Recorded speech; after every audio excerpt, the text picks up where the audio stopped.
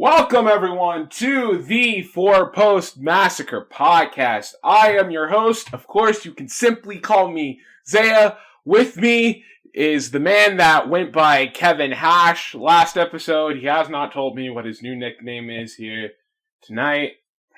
Adam Jackpot. It's your boy, Bud Badwell here tonight. I hate you so much. But we got a very special guest with us here tonight. Coming all the way from Anime Championship Wrestling. You might know him for his very promiscuous wrestling tweets as well as his hot takes on most things professional wrestling and like other shitty things in general. Mr. HAKEEM Johnson! Wow, what the introduction there, Zahai. Thank you very much. Appreciate that. Promiscuous? I don't know if that was the word I'd go with. Look, not denying it or anything, but that was just out of nowhere. Look, I gotta make myself sound smarter. I gotta make myself sound smarter on this fucking thing, which is usually not hard because I do it with Jackpot. But I'm not entirely not entirely little competition on the side. Okay, I'm rolling. So for those who are not aware, HAKEEM, Mo, like the rest of us, runs a very popular co-fed that goes by the name of Anime Championship Wrestling, which he has been doing for well over a decade at this point. But we're here to test your wrestling knowledge, HAKEEM. More specifically of today's wrestling. Okay. So we're just we're gonna take it easy on you today because we're talking about a big show that happened this week, 2 big shows, and we're gonna be going over some wrestling news. And I hear that Adam Jackpot has a little something planned for us by the end of the show. Yo, special segment! I get to do the mystery box because last week we Walton can talk up a fucking storm, Kenny, and we were not able to get to the 4th post. We weren't able to slap the turnbuckle and win the strap match, which, hey, transition! Yep, which leads us to our AEW Dynamite review. Dynamite! Revolution something, Dynamite! Dusty's my dad. Dynamite. There you go. So, I just want to ad-lib that part. So, this episode of Dynamite, not taking place at Daly's place. We are in front of a packed crowd in Miami for Road Rager. Yep. And what a crowd, huh? Yeah, absolutely. It was just on fire. It was very nice to see like a crowd. I mean, obviously we've seen the AEW full packed crowd, but with Daly's place, it was nice to see them outside in a full arena again. And this crowd fired the whole night. Yeah, absolutely. So it's just like it's with that crowd. You can tell like what's working with AEW, what isn't. It's really fascinating to witness, and they just look like they had a fun time that night too. Yeah, absolutely. I thought overall this was just a very fun show, and yes. Well, we started off the night with none other than the South Beach strap match. QT Marshall taking on gets a jobber entrance. Got the full jobber entrance. Like this. Well, he needed to because the Lord and Savior of wrestling, my Lord and Savior, Cody One Kenobi, needed his grand entrance. Fuck, dude. Like, fucker was over though. They weren't even hiding that this was. Listen, Cody Rhodes is in Jericho, also in that boat, are in a very weird position where the fans love everything Cody does. It's the internet fans are the ones who hate Cody, but every time he's in front of a crowd, those people love Cody Rhodes. So he's doing something right. He's doing something right. I keep trying to tell folks, man, the internet isn't the real world, man. It's like I go back to Double or Nothing, and it's like, yeah, maybe the build for Cody and the way they went about it wasn't the ideal way to go about it, but go back and watch that entrance when Cody came out. The dude was over, literally like maybe top 3 or top 5 reactions that night. So with Cody, like you said, Adam, it's like I think it's like Cody is somebody that just knows his audience and knows how to play it well to his audience, which I would think you would want in a babyface, but I mean, maybe I'm so old school like that. Who knows? not very big fans of the old school mentality that Road seems to bring to AEW, which, you know, it's fair to them, but like it works. Which is weird. Like, yeah. You can't. No, I'm sorry. I didn't mean to interrupt. Which is weird because Cody will like say like heels and faces don't matter, and it's like, dude, it's like if you know what you're doing, they clearly do matter. Like I don't accept that defeatist attitude when people say heels and faces are so passe, they don't work anymore. Like, come on, dude. No, they obviously work. They can still. They should still work. They're the very basis of wrestling itself. And tonight is one of those nights where it comes through in a lot of these segments and matches where there's a clear-cut babyface and a clear-cut heel, and that's what we're running with. Yeah, this match is that as well. Yeah, it was basically that. Cody pretty much comes into this one. He's already off the bat going after QT. It's like a cool suicide dive to start off the match. It's basically very old school babyface versus old school heel mentality in this match. Cody Rhodes is all fired up throughout most of his. QT is just cheating multiple times. He goes for the low blow at one point. He's whipping Cody. Of course, with this being a Cody Rhodes match, we got to get a little bit of color in there. Surprisingly enough, though, no color from Cody in this match. Color on QT. Yeah, it was very much on QT. Very surprised on that. There was a cool spot in this match where Cody tried to go for a Hurricane Rana from the top and got reversed into a nice sit-out powerbomb from the middle rope. That was great. Yeah, it was really good. Look, I think QT gets a lot of flack, but he's not a bad wrestler. No, he's not. And yeah, go ahead. No, I was gonna say, like, and I'm not like, I get a lot of people are not the biggest fans of whatever this feud was. I mean, it's over, obviously, with what happens later on. But I think QT has a place with this family and this Tony Soprano gimmick that he's doing. It's different. That's the one thing I'll give it. It's weird because, like, I this whole QT thing, it's something that I thought I shouldn't have liked. Like, I was ready to, like, shit on it, but then I just started liking it. Like, QT is somebody, like, he knows his role. He knows he's not going to be, like, the main guy of a program, let alone of the show. And yes, the feud was one-sided, but I guess in a way, Cody is the superstar here. So, of course, he shouldn't be really having to struggle or be 50-50 with a guy like QT Marshall. So, I think QT showcased a lot of things here, but Cody, being one of the top faces of AEW, gets the decisive win. And I love the finish to where he destroys the man 3 times with the crossroads and decisively just hits all 4. No melodramatic bullshit. Nope. He made it definite 3 times and then went through all the corners to get the win. I liked that.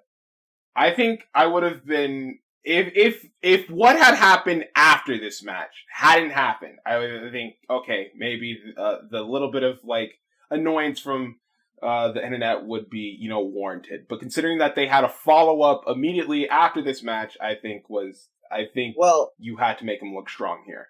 Question to you, because we did it last week with the Hangman situation. Do you want to just get into it? I mean, it's going to be the biggest talking point of the whole episode. We're going to have to wait for that, but you're going to have to. We can't. All right, to tease, during this match, the lights go out. And I say to myself, uh-oh.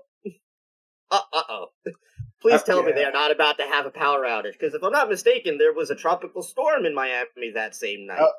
Elsa. So... yeah. The way that, listen, I don't know if that was planned or not, and if it was planned, wow, they were smart in how they went about it, because they started mentioning, oh no, there's the tropical storm and everything. Very smart booking for what we get later on. They got me. Like, I usually in pro wrestling, I don't get got these days, but they definitely got me there. I'm gonna be honest with you. I'm upset it wasn't Sabu, but whatever. So like Hakeem said, the match basically ends. Cody, hits QT Marshall with the Cody Cutter. Looks like he was about to hit all 3 corners, but then I think QT like spit in his face or something that fired up Cody. Yeah. He hit him with 3 crossroads back to back to back. Gets the 4 corners. Gets the victory. That's the game. Pretty hot match for a hot crowd. I thought this was the perfect way to start off the show. This was not a match that, you know, this was very to the bones, a very basic strap match, but the story was there. Cody working the crowd eating it up. I mean, I haven't seen a crowd this hot for a strap match in a very long time. It's a strap match. A good way to open. I think having Cody, especially because, you know, a lot of the other, like, you know, Moxley, you know, Darby on this show, Cody was the smart person to open the show up because this crowd was hot for him. I mean, the same Cody that opened the first AEW Dynamite during the pandemic era with that promo, I felt it was a little bit full circle for him to open up Dynamite with a non-Daily's Place crowd. And with Cody, I know a lot of people think he should turn heel, and I don't have any doubt in my mind he can be a good heel if you saw his work in Ring of Honor, but he's one of those people that right now he's great at what he does, and he doesn't need to do it. Like, you know, it might be coming soon, but he's such an over-the-top, white-hot babyface. The likes you would see in the days of the Crockett era, that there's no reason to turn him unless it's really warranted. So I thought Cody, like you guys said, was the right guy. QT has been a great participant throughout this entire feud. The story's over. We're back to business, and we'll see later on where that led to. So, wait, you want? I was going to say, I'm getting ready for the next segment because the base god, the chairman. Oh, Jesus Christ. Yeah, Sean Spears is backstage, basically going over how he screwed over Guevara on the last episode of Dynamite, saying he's one step ahead of him and all that stuff. Guevara then just sends a chair flying into his face, which out of nowhere. Spears, in all his wisdom, prepped himself for by getting his hand up. You can literally see it like he was preparing for it. And then he takes it. Guevara says, I get the one up on you. This is all leading to... Yeah, I got you, bitch. I told you I'd get the one up on you. This is all going to lead to a singles match at one point. I just don't know when. It's going to lead to a chairs match, right? No. Come on. Yeah, baby. Listen, you might be right. I think AEW could do a chairs match good with the way that they set up their gimmicks and stuff. I think it could be fun. Listen, they gave me a strap match that I enjoyed, so... I will call it right now. You get Spears and Guevara next week in Texas, because that'll be Sammy's homecoming. I think this week for Firefest, there's a lot of people from Texas that are going to get their homecoming. I think Ricky Starks will be wrestling this week, and he made his name in Texas. So I think with Guevara, you would think. Here's the thing with Guevara too. Like, people thought, like, you know, his loss to MJF was going to be such a downgrade. It's like MJF is the guy right now who's going to get his marquee match with Jericho likely at All Out. So you got to keep the dude strong. And with Guevara, he moves right naturally into Spears, who he's been beefing with for months now anyways, in a feud that he's likely going to win. Because, see, with Tony Khan, he's a wrestling fan just like us that are talking, or those that are listening right now. He understands how to move where necessary.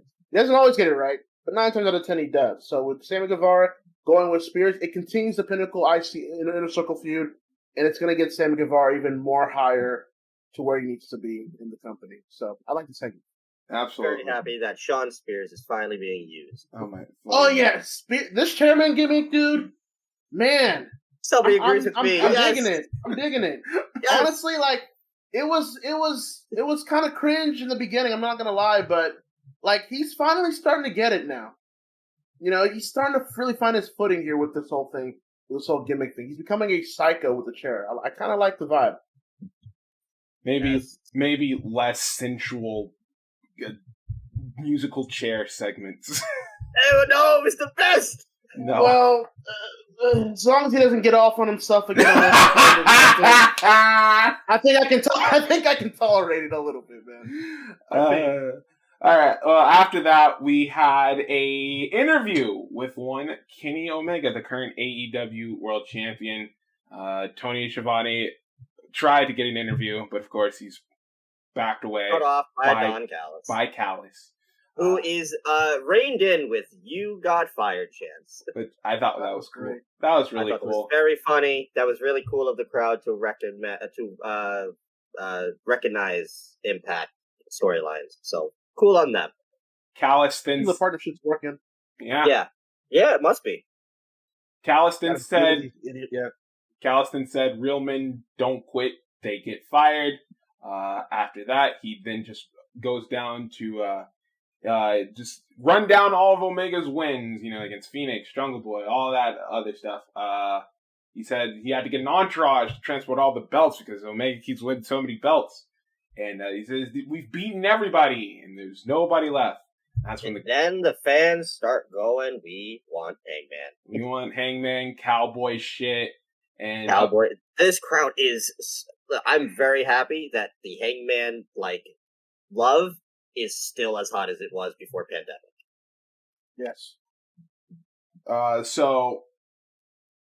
After that, Don, of course, just pretty much, he doesn't pay them any attention. He says he doesn't have any more challengers, and it's specifically for Fight of the Fallen, which would then lead to Evil Uno coming out. He made his way, took off his jacket, said, Callus, would you please move away? The men are talking here. Thought that was cool. I like that. I thought that was good.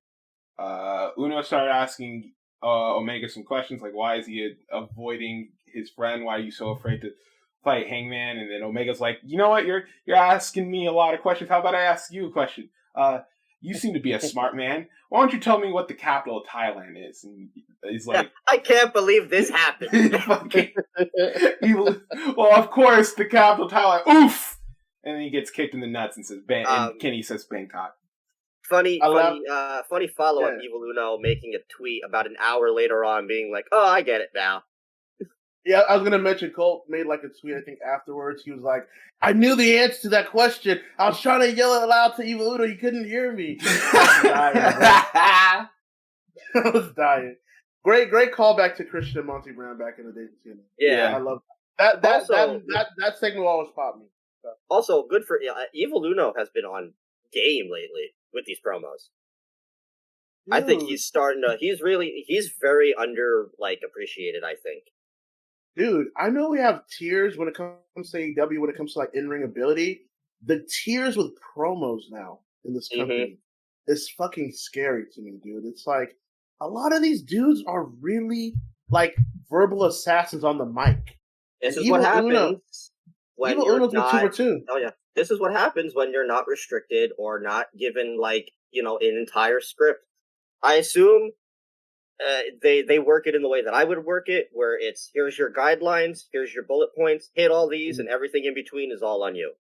Right. It's a very sink or swim mentality. And hell, they're doing great. This I love this Dark Order and Hangman alliance. It's so wholesome. Yeah. So after that, of course, Kenny kicks him in the nuts.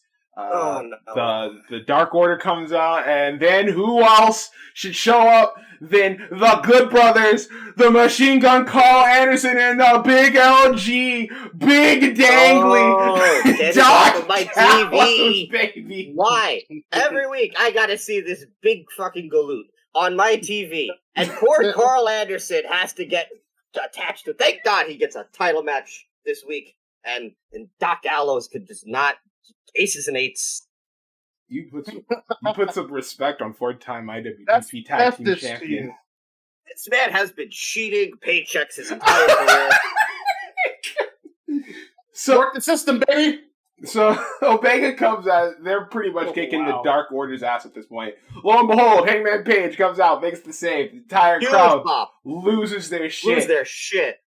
Lose their mind. Takes out Anderson. Takes out Gallows. It looks like he's setting up for the buckshot layered on Omega, but he doesn't go for it. He just stares Omega down, and Omega's staring Page down. Omega lays the belt in the middle of the ring, and they have a giant stare down. And then Omega, Omega leaves after the Good Brothers cause a distraction, and that's we are off to the races with this whole Hangman and Kenny feud. Dude, okay. Here's the thing, bro. First off, phenomenal segment. Absolutely. That may be one of the best segments in Dynamite history, in my opinion. Oh, absolutely. It was really good. Two, I don't know, because I might have missed it. I think Callus mentioned that Kenny's defending the title at Fight for the Fallen. Yes. And that's what got a lot of people scared, that they were just going to give away Hangman on TV. I don't think that's the case. Yeah. I was just going to reference that, because I tweeted it, and I was like, there's no way that Tony Khan and AEW are going to give away Hangman Adam Page and Kenny Omega on free TV for the title before All Out. That's some Hogan Goldberg shit from Nitro that cost them money. I don't buy it. But here's my thing too, man. It was whoever structured this show needs a raise, because whoever was the genius to put this type of segment on TV the night before pre-sale tickets go on sale for All Out is a fucking genius. Because now, as you saw, All Out's officially sold out. Fully sold out. And I believe in my heart of hearts, this segment did it. I feel like this segment is the reason why everyone will be in Chicago that weekend and to see Hangman Page defeat Kenny Omega, which I think, and I've said this on Twitter too, Hangman has to beat Kenny Omega at All Out for the title. Do not do a Tetsuya Naito situation just because Gato thought he was trying to be cute about it when it should have been the time to do it the year prior. No, pull the trigger. It's been 2 years in the making. 2 years ago, Hangman lost his chance to win the title from Jericho. Last year at All Out, at the same building, last year, Omega and Hangman lost the tag titles to FTR, which began his descent to where he is right now.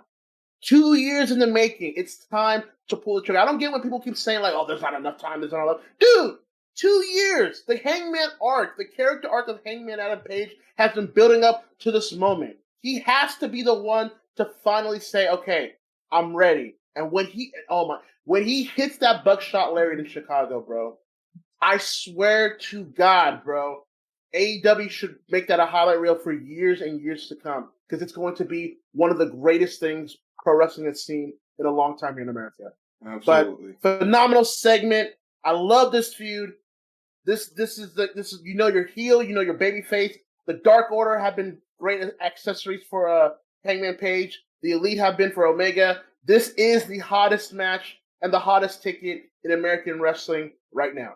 Period. Oh, I don't even think it's close. I keep going with my guess that it's going to be Christian and Kenny at Fight for the Fallen. Yeah. I think that's the smartest. Like, that's a big main event for your TV. You'll have next week to build to it because obviously Christian and Matt are fighting this week. But yeah, I think that's the Fight for the Fallen match because he hasn't beaten Christian, and that's just going to more and more building towards the Hangman. I mean, they have still a month, 2 months almost.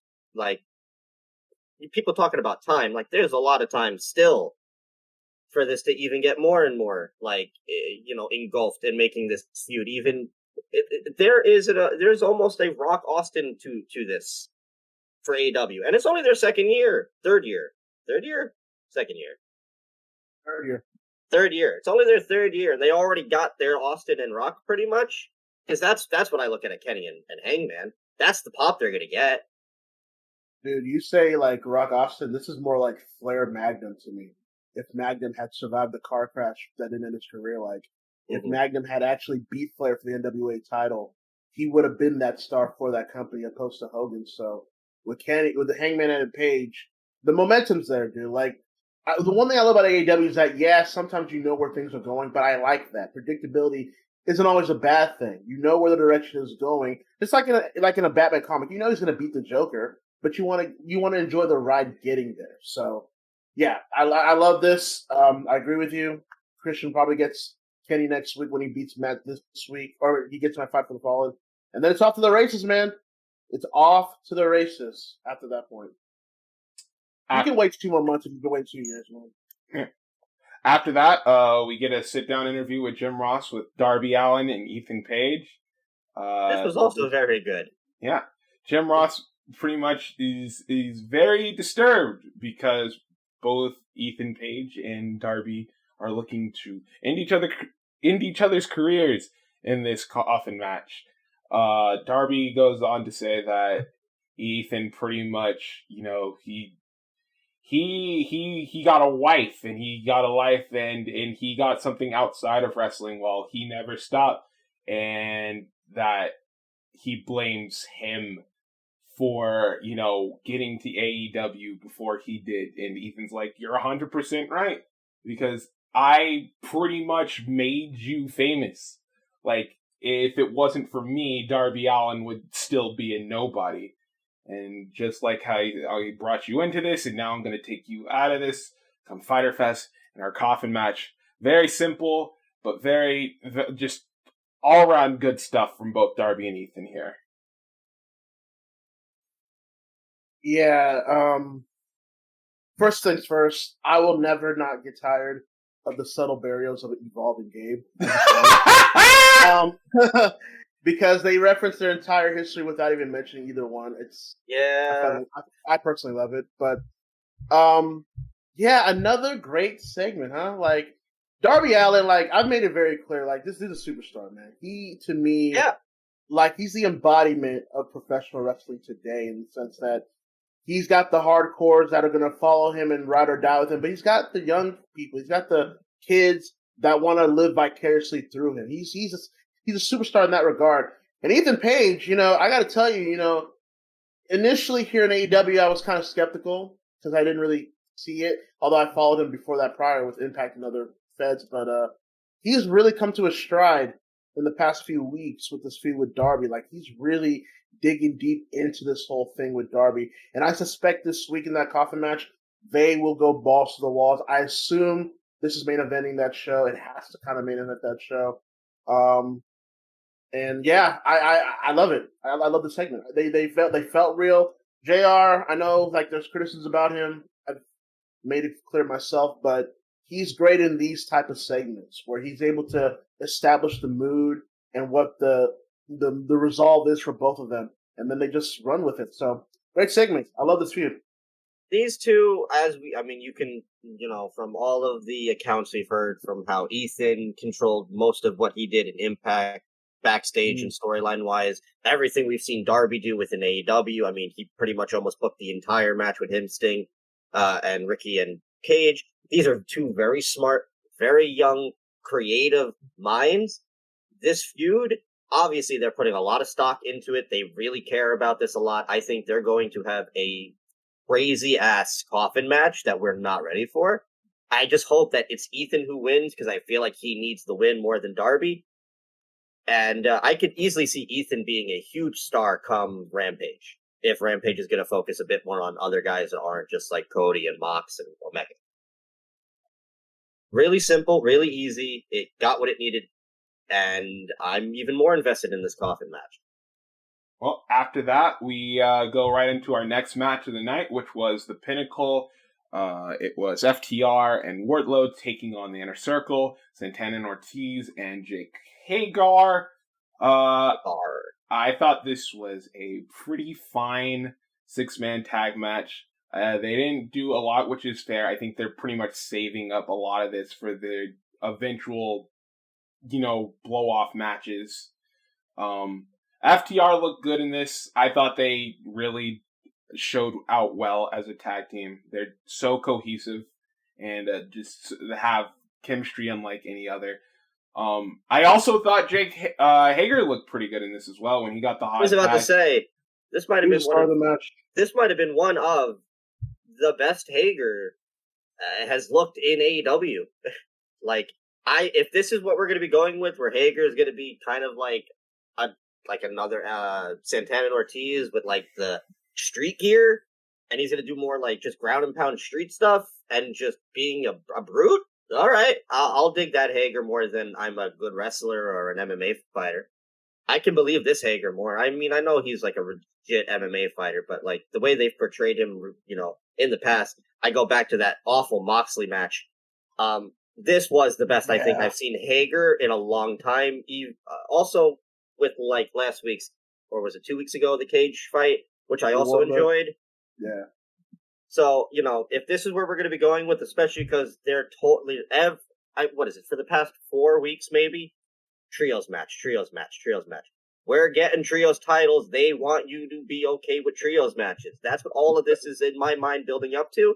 And I think Hager and Santana Ortiz is a great trio to add to that division when it happens. I totally agree. I think, if you want my honest opinion, I think the trios titles, or at least the news of it, will probably be revealed at All Out. I would have to think that's where it's going to happen. But Jake Hager, I thought was the star of the match. He looked motivated. He looked like he wanted to really get in there and prove he had a point to prove, and I thought it was proven. FTR, I mean, there's nothing much to say about them. They're great at what they do in tag team wrestling. Santana and Ortiz, man, it looks like with Santana and Ortiz, they might be getting ready as well for a run at the titles. I think FTR it's well overdue. It is, but I think PNP and FTR will have their match soon. I want to assume it might be in Charlotte. I might think that's where it might happen. And then if Santana and Ortiz beat FTR there, I have to assume they get the title shot with the Bucks at Queens in New York, because it would be a homecoming for them. And they might actually win the titles there too, I think, as well. Look, I made a note with the Pinnacle and Inner Circle feud. I think it's run its course in a lot of ways, because I think, when you do like a blood and guts match and then a stadium stampede match, it's like you kind of figure out like, well, what else can you do at this point? Like what else can you really kind of crescendo with this type of feud? But now it looks like they're kind of feuding in. They're like doing like in more individual feuds within this feud now. They're kind of like spacing everybody out, so that might stall time in a while. So, but I assume by All Out, like a lot of these things will end. But other than that, fine trios match. Yeah. Ending of the match came with Hagar pretty much running wild on Dax, and Cash gets a huge spine buster, does that big splash that he does, goes face to face with Wardlow. He's getting the one up on Wardlow. I think he has him in an ankle lock at one point. He gets distracted by one of the FTR members. Wardlow hits him from behind. FTR hit him with the big rig, get the victory there. After the match, though, the Pinnacle celebrating, but Conan gets in the ring. He's got that loaded sock. He hits it against Wardlow. The Mad Ball. The Mad Ball. He drives it against the back of Wardlow, but Wardlow, of course, doesn't sell it. But Conan, he's ready for another strike, but gets chop blocked. Chop block, go for the pin! Nasty. From Tully Blanchard taking out Conan's leg, and then the Pinnacle gets out of there. But he didn't go for the pin. The match was over, Adam. But it's the chop block. It's the best move in wrestling. The bell rung. The bell rung. It's over. Chop block. I want to ask you guys though. This whole Conan thing, where do you think it's going? I'm hoping that he's just like a permanent manager for Santana and Ortiz, because I think he's having Conan just anywhere in general is just great. Yeah. So I'm hoping that, especially because we're totally leading to a tag match. He's here obviously to be Tully's like opposite for them, but I do hope he sticks around afterwards. Oh yeah, absolutely. Even in like other like areas, even if it's not LAX, like he can manage a different person. I think Conan on commentary, if like a Dark or a Rampage, I think that'd be fun. Since we still don't know who's going to be Mark Henry's partner yet. Also, especially with the backstage, I mean, he's a wealth of knowledge. Speaking of which, I think they just debuted a new LAX in MLW. They did at MLW. I was about to bring that up. Yeah, Danny Limelight, and Slice Boogie, and Julius Smokes. Yeah, what? That's a throwback. 2 weeks in a row, we talking about Julius Smokes. I'm so over it. I'm not, I don't know, man. A new LAX, though, because that's going to be hard. Like, the first time was magical. The second time was maybe of equal, if not better, standing. I don't know, man. This third one, you're asking for a lot, man. But, I mean, if it's Conan, he might make it work, though, so who knows. I'll just say this. I found out about Santana and Ortiz through the new formation of LAX. I didn't know who they were, so I am willing to give this one a shot, because maybe it will work. EYFBO have been, listen, Santana and Ortiz, EYFBO have been killing it forever on the indie scene. It's awesome that they're on a big stage, Check out their Beyond Wrestling stuff. It's awesome. That's how I saw them. I saw them on Beyond one time, and I thought, well, these are cool, man. Also, they had some good CZW matches as well. If you want more Santana and Ortiz. After that, we get a little bit of promo from Carl Anderson of the Good Brothers, because he's going to be facing Moxley for the IWGP United States Championship next week at Fyter Fest Night 1. Where did this come from? I don't know. I thought it was kind of weird that he just had a random singles match with Wheeler Yuta on Dark Elevation, but I guess that's where this was leading to. So, listen, I thought Moxley was going to be more of like a surprise return, but all right, no, we're just announcing it right out the bat. He'll be here next week. Yeah, well, I will say, like, I would have thought, like, because Moxley's been gone since Double or Nothing, I thought if he was going to come back, it would be a surprise, kind of a built surprise. So just announcing him there was kind of like, but it'll be a good match, though. I think when Carl Anderson's motivated, if you've watched this stuff with New Japan and Noah, like when Carl Anderson's motivated, dude can go.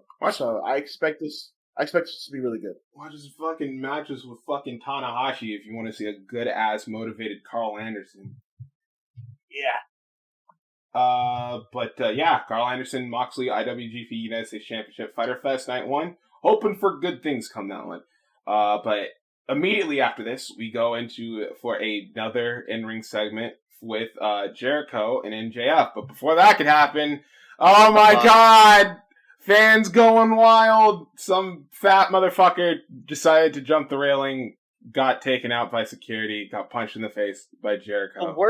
The worst part about this is not, I mean, obviously it's the fan being a fucking idiot, but that he's not the worst part about this. It's, he clearly fucked Jericho up mentally. Because Jericho was not on game after that happened for this segment. You could tell MJF had to carry him a little bit because Jericho was frazzled, and he's mentioned before in his books that he does not like stuff like that because he gets taken out of the moment. And a Jericho out of his element is a deer in headlights. Yeah. I want to just add to Adam's point because I was listening to Observer Live, I think 2 or 3 days ago, and Brian had mentioned the fact, just had Adam's point, Jericho was friends with Dimebag Darrell, who was the drummer for Pantera, and how that whole situation happened that ended his life. So Jericho apparently has talked about how that incident has really like fucked him up in the sense where like things like that he can kind of go out of line basically. But look, man, listen, I know like it's been a year of hell. So I get that people are excited to come back here, but to me the rule stands because I know the NBA's been having this problem too lately too, and look, you pay to watch the players put in their best work and effort to entertain you. That's all good. You can heckle them if you want. You can boo them. That's all well and good. When you start jumping over your boundaries to affect the gameplay and the athlete's mentality, that's when things can and will get bad. And dude, I saw the dude's tweet. Apparently he was planning this anyways earlier this week. And it's like, all this to impress people that you don't even know other than online. And I know you guys will probably get into it with the aftermath of it, but like, at some point, if you jump into a situation like that, you deserve to get your ass beat. Absolutely. I know that wrestlers can't say that out of liability. I'll fucking say it though. Don't be coming into the ring or a court or a field and not expect to accept the consequences that are going to come after you. You come in here and trying to threaten my physical well-being, let alone my mental well-being, I'm beating your ass. Point blank, period. And he's lucky that the security got in there even before Jericho can really lay into, because you can tell Jericho wanted to beat this dude's ass in front of live TV. You could tell. So, but yeah, it sucks because like, I don't want this to be like a domino effect where the shit's encouraged every week too, because that's going to get really bad too. And, I couldn't mention certain aspects of this thing and how certain personalities have affected this whole thing, but, it is what it is. Like, at some point, people got to understand that this shit is just pro wrestling. Stop trying to get yourself over in this way, because it's going to end bad for everybody involved. So I never understood the idea of, I'm going to spend a good chunk of money to get banned, arrested, not get my money back, made a fool of myself on national TV, and I'm a laughingstock. I don't get where's the worth. And clearly it's these people. They might not have their head completely on straight, obviously. Because if you look back, he had mentioned he was planning on doing this, and he pulled through with it, obviously. But, like, really, at the end of the day, is it worth it? It's not. You're not going to be able to go to that arena for anything probably again. And you'll never be able to go to an AEW show. And you lost all that money. And you're an idiot. And God forbid if he was with other people. They're all going to be now, like, made fun of. The term 15 minutes of fame is very real, alright? And that goes without saying because we still have shit like TikTok and Instagram and YouTube that pretty much, they encourage this type of shit. And it's like, yeah, like, you humiliate yourself, but, like, at the end of the day, like, I got myself noticed, and that's all that matters to some people. Like, that's a very real mentality. But, and I just want to say, too, like, it's like the whole argument of, like, when people go into WWE live events and say, we're going to hijack the show. It's like, yeah, but you paid. Exactly. You paid to get in there. So at that point, once you give them your money, they no longer have to really do anything for you. They already got what they wanted. Mm-hmm. And it's like, and I got to also say this, too, like, all you idiots, and some of you that I know well that were quote tweeting and replying to this dude, it's like, why? It's like, it's clear that he's not mentally there. It's clear that he was doing this for attention. Mm-hmm. Why dogpile and quote tweet this dude? For what? For attention? You're not even helping at that point. You're only trying to fuel the flames in that whole thing. It's like, just ignore it and move on, dude. Don't give that the attention. You're giving him exactly what he wants. And that's the problem. Yeah. But anyway, to go over this real quick, MJF pretty much points out it's sad how the lengths of Jericho is willing to go to get this match with MJF. He doesn't play him because he is the king of all elite wrestling, and he can't. And like you said, he can't blame Jericho for wanting another match with him.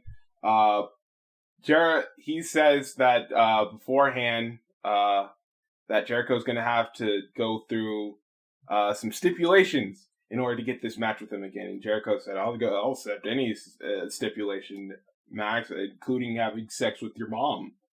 Again. That was funny. Okay. All right. And then MJF getting all mad. He says, you're trying to rile me up. I know what you're doing, but it's not going to work. And you know what? I'm going to take a page out of your playbook because last time you had Mox go through a bit of a gauntlet in order to get a match with you for the AEW Championship. And that's exactly what I'm going to do. You heard of the labors of Hercules. And he said, well, that's basically what Jericho is going to have to go through. He's going to have to go through 5 labors. And 4 of them are going to be matches against opponents of his choosing. And I guess stipulations of his choosing as well. And the 5th one being a match against MJF, where he will again prove that he is better than Chris and he knows it. Jericho says that he doesn't deserve to be in All Elite Wrestling. If he doesn't accept this, he's going to ruin MJF's life. He signs the contract, he throws it at MJF. Max stops him though. He said he's from Long Island, and the deal is not done until the 2 men shake hands. So MJF gets all belligerent and saying, shake my damn hand. Jericho does it, but Jericho doesn't let go. Immediately brings him back in. Judas effect, and the crowd pops, and that's where we're going with this. Yeah, I mean, I like to say, man, like Adam said, Jericho is basically improvising at this point after all that whole ordeal. But I thought MJF was strong, carried the segment, looked like a legitimate superstar. I do believe MJF will be world champion by next year. That's what it's starting to feel like to me. And I also do think with this whole stipulation, I think we're winding down to the era of Jericho ending here. I think Jericho's starting to plan very accordingly that he knows his time's about almost up here, and he's going to get his final matches in here. And I'm assuming this match with MJF will be at All Out. And yeah, I liked it. It means Jericho's going to have to prove himself, and see if he still can hang in All Elite Wrestling. So yeah, I liked it. After that, we get the debut of one Andrade El Idolo taking on Matt Sydal, or Matt something as he put it. Well, there was an interview before that, sir. I don't want to talk about it. There was an interview before that as Tony Schiavone sat down with Dr. Britt Baker, DMD. Yeah, you go over it, because again, I don't want to talk about it. Britt pretty much talking trash about what happened in the tag match last week. Having Reba be forced into the ring. Reba's on crutches right now. Blame Tony Khan! Yeah, we blame Tony Khan. Fuck you, Tony Khan. You should feel terrible for what he did. And you know what? She almost died being put through a table.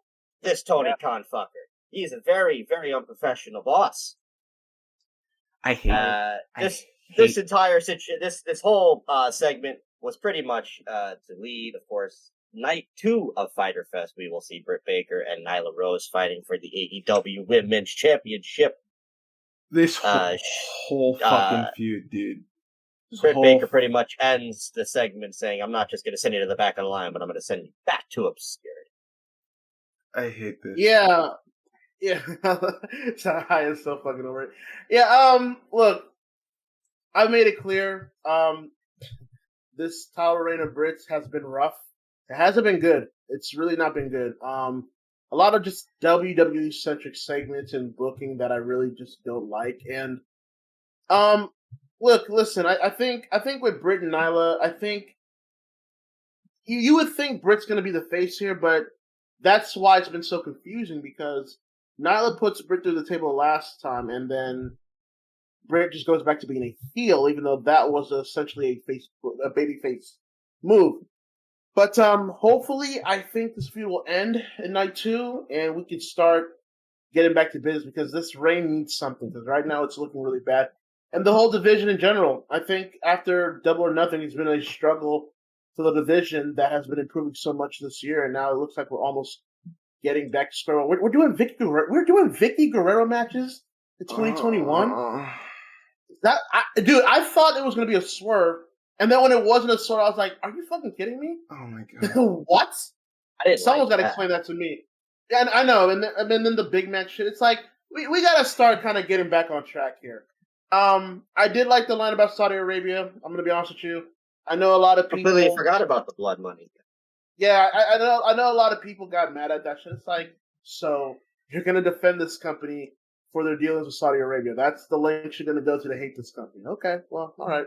That's a hill to die on, but I thought it was what it was. But yeah, a strong promo from Britt, but yeah, we need to start getting back to business here with the women's division, in my opinion.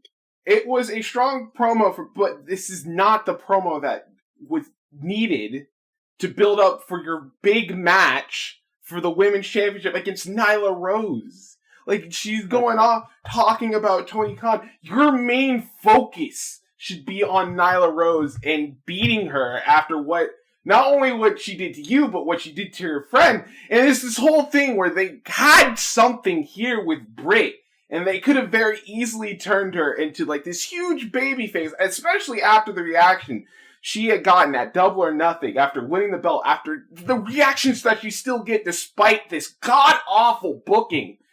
Like, there's something there, but they just refuse to pull the trigger on it for some reason. So, can I just say this too? But like, Britt couldn't have sold that table spot. You know what I mean? Like, she couldn't have been at least on the neck breaks to really sell exactly the impact of that spot. You know what I mean? It's kind of like how Jericho got thrown off the cage and then he came back a week later. It's like, with an arm brace. Yeah, but it's like, dude, you almost died. Exactly. You know, off the cage. Like, I wouldn't be back for a month at least. You know what I'm saying? No, I just kind of hurt my arm.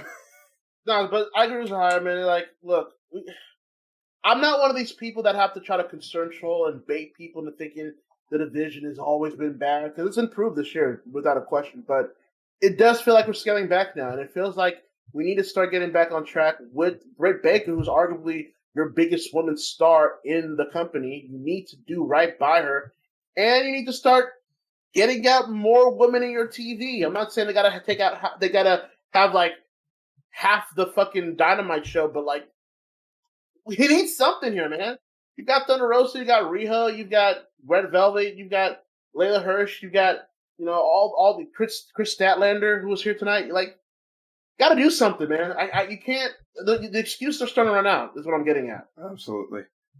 But yeah, after that, we go on to the debut of Andrade El Idolo as he takes on Matt Sydal, and I think I'm just gonna go out and say it here because I think a lot of people have said it, but fucking Sydal outworked Andrade in this contest. Yeah, I don't know what happened here, but Black Mask kind of looked a little off tonight. God damn it.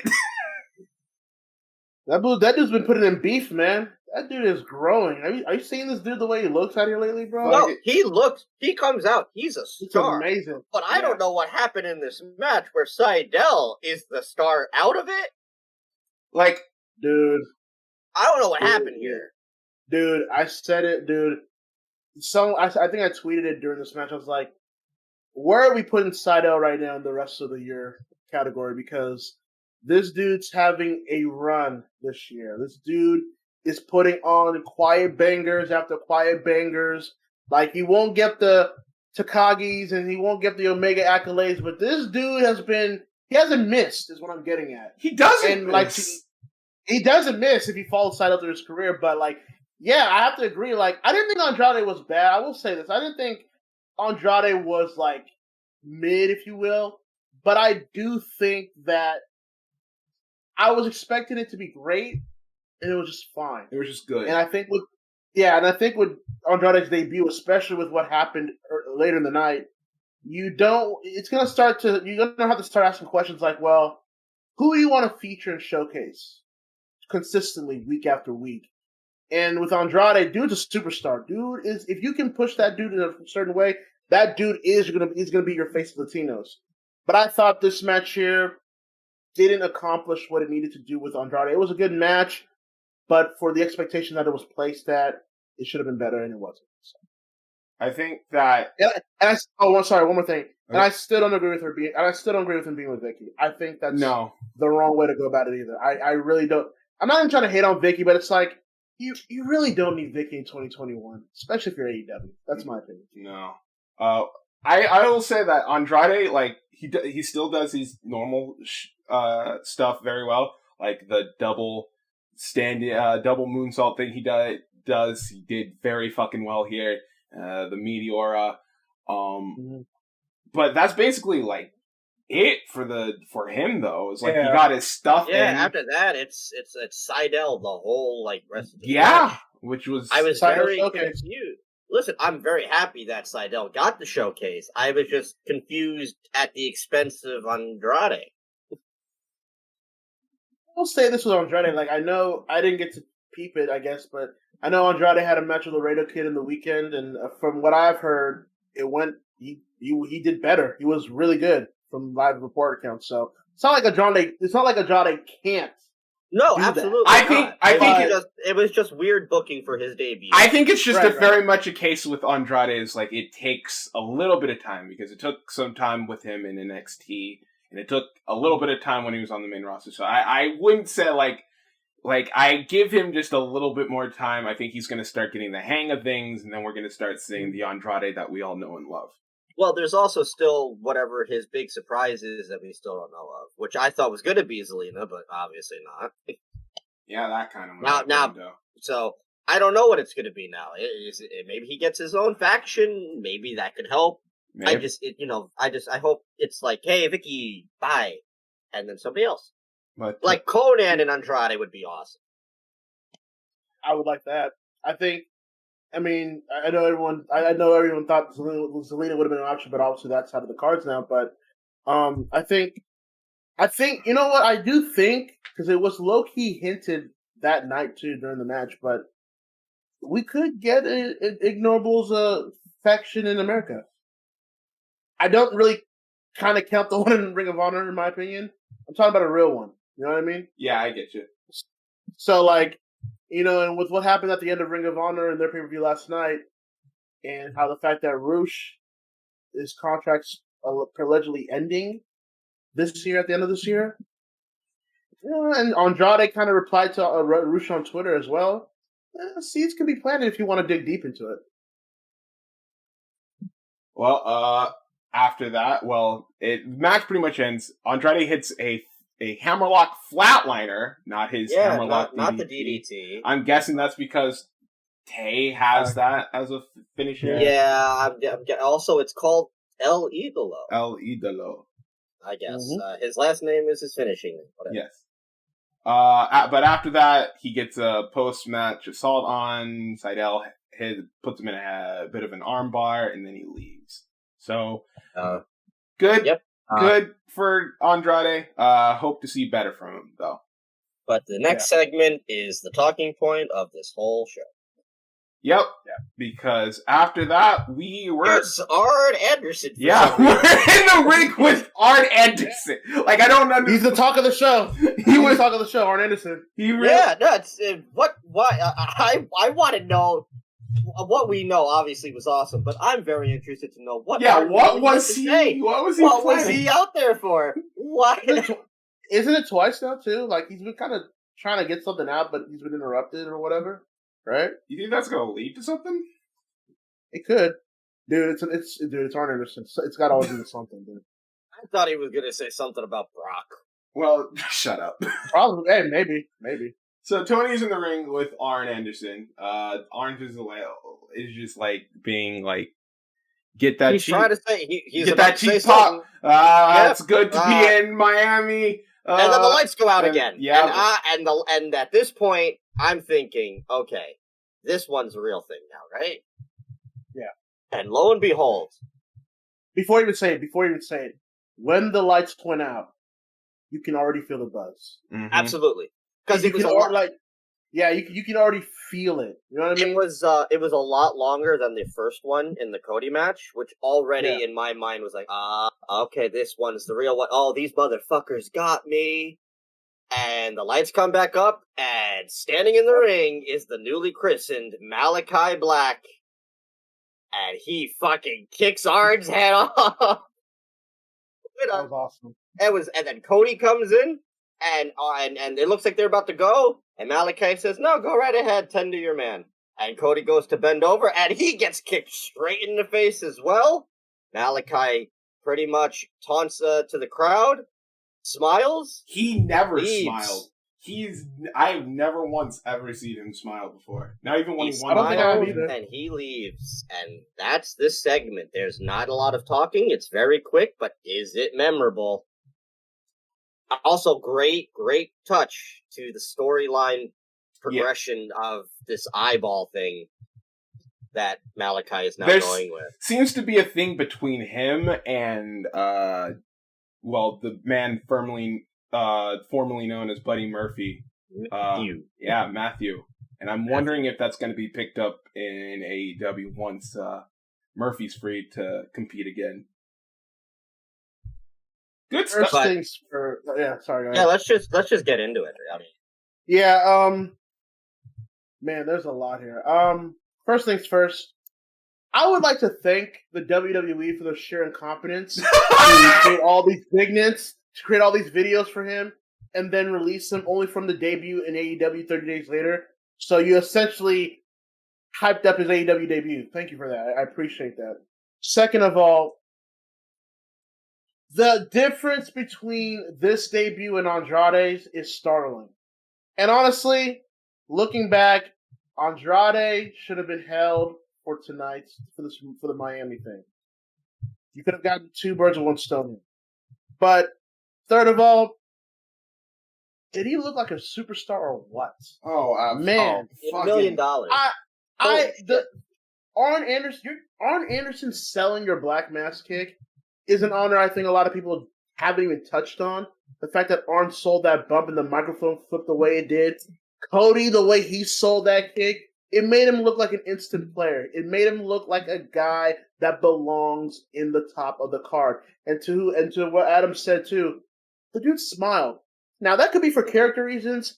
I think he was truly happy to be there. You can tell, like, he felt alive.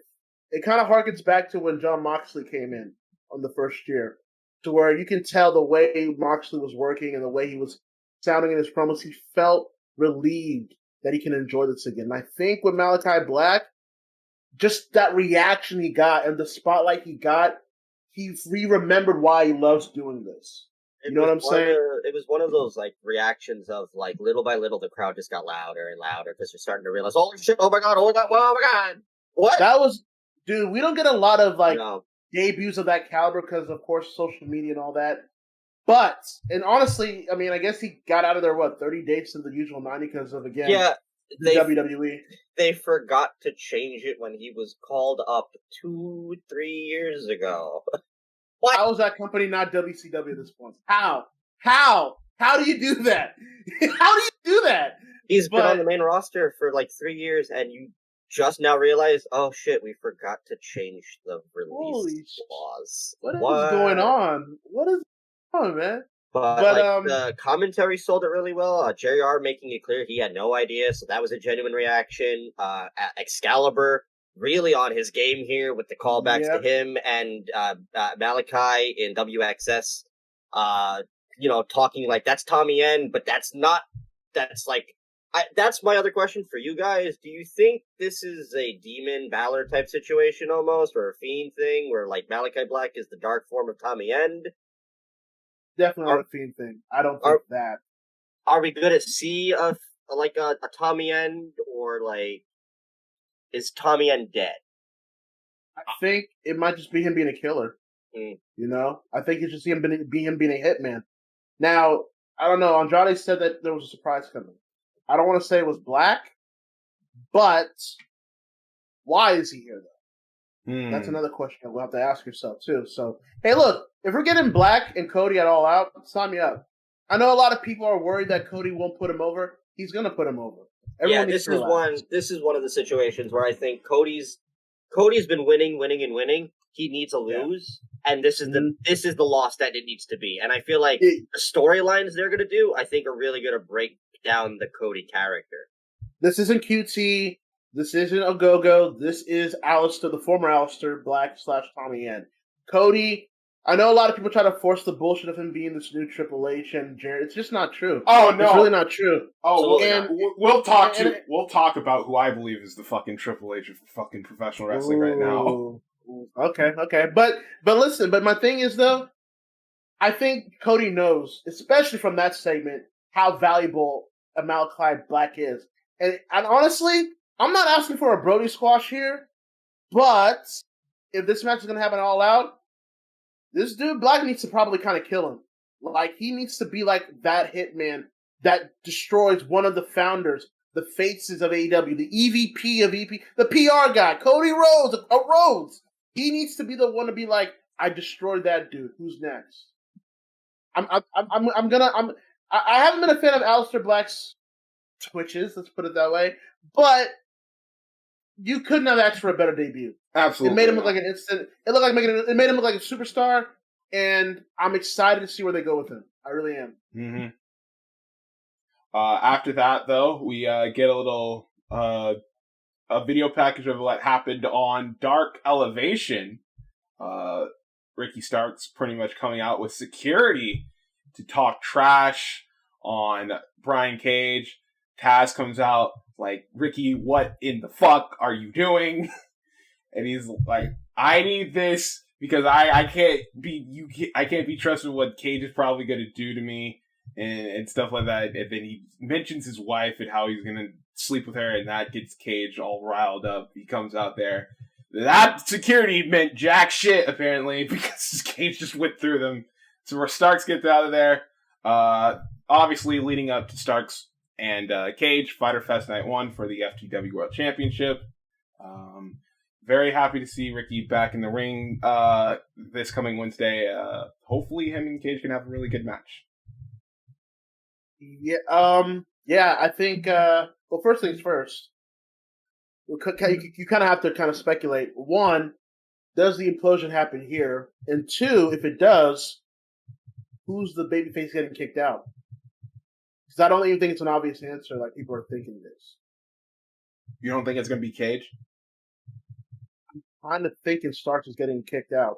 I think, because look, Starks is going back to Austin this week. That's where he got his career started with Wrestle Circus and all those other independent shows there. But not just that, I'm kind of starting to see a Rocky Maivia thing happen here too.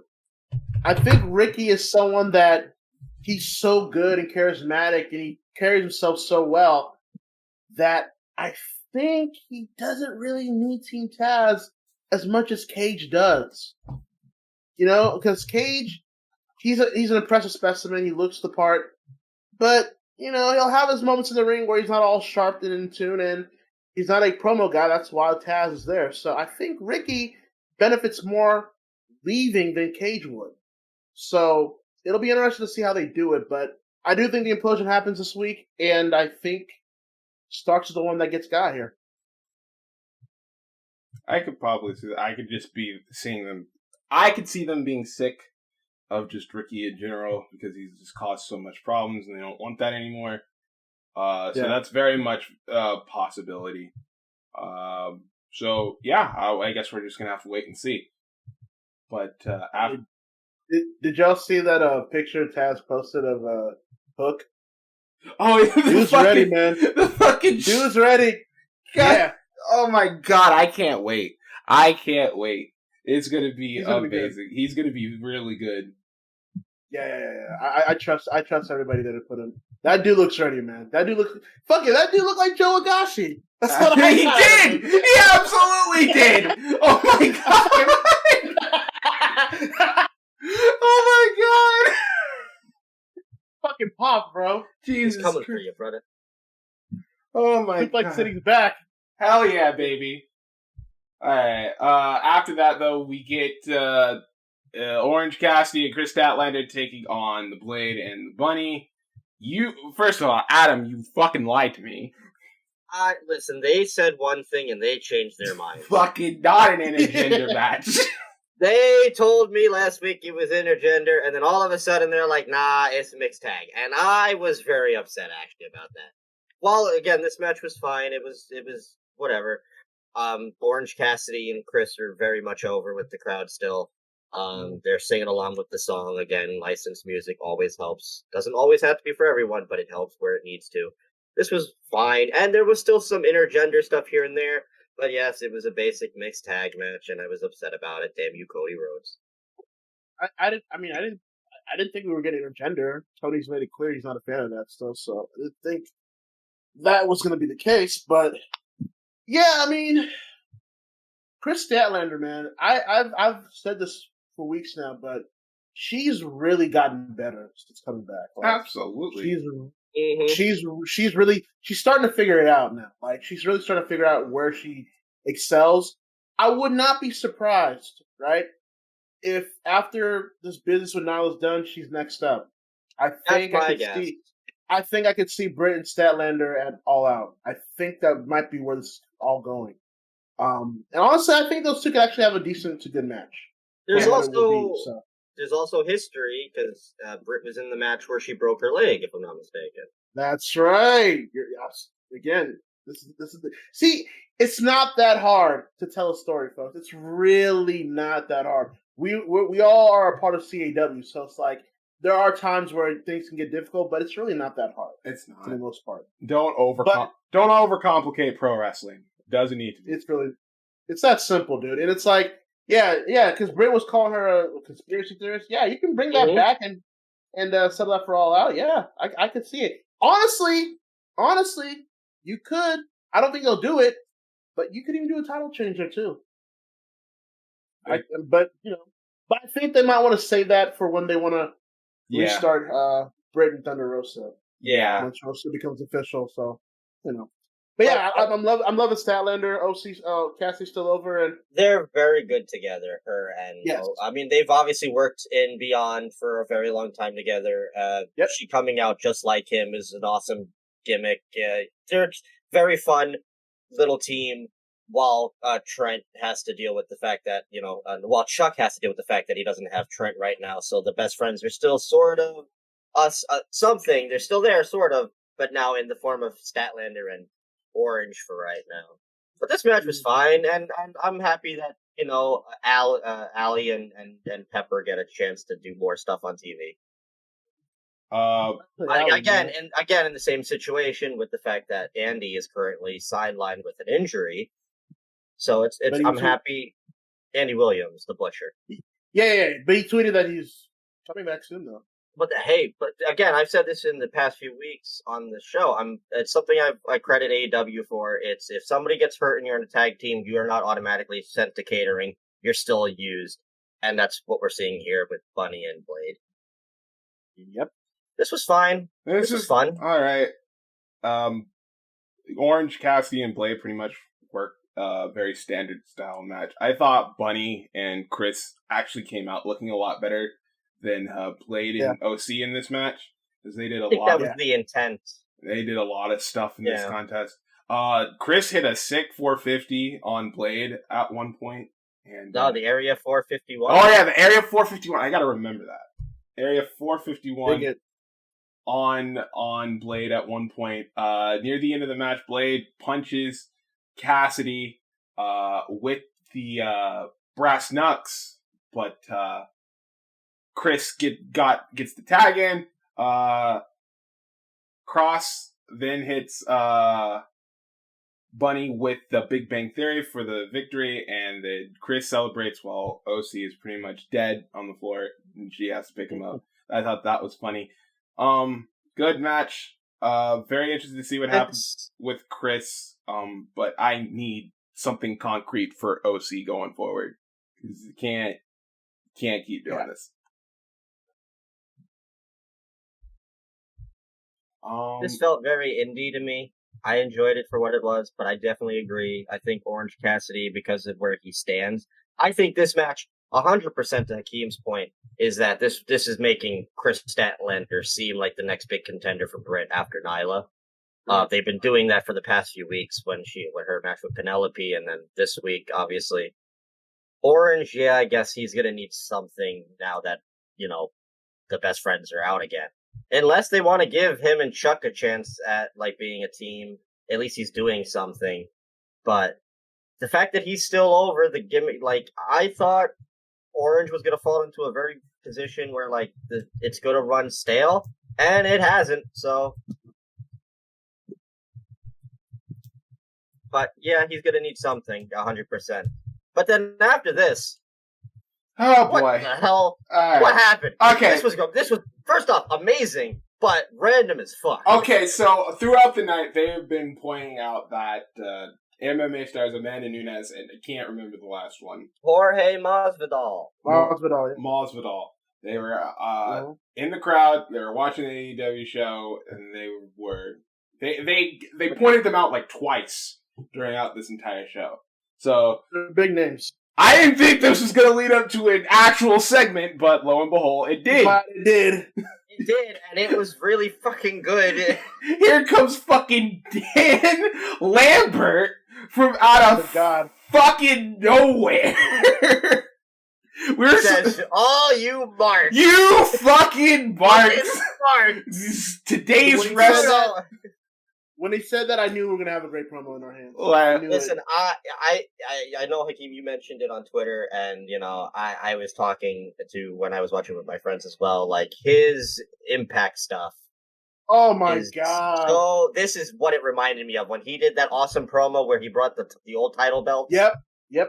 And he was like, you guys probably don't know what this is. You don't know that Eddie Graham held this in 1984. That's real wrestling. Literally. This guy is amazing. He needs to be signed tomorrow. Literally. But he can't, obviously. That whole shtick with the old wrestling belts that he brought in when he told people that you don't know what your fucking wrestling is, that's literally one of my favorite Impact segments of all time. It's so fucking he almost did the exact same thing here again. Yeah. And it was really good. Dude, going back to the Impact thing, I didn't like everything about America's Top Team, but if there were some highlights of it, he was damn near in every highlight of that feud. It's Dan Lambert. Dan Lambert gets it. That's one thing people kind of need to understand. He gets it.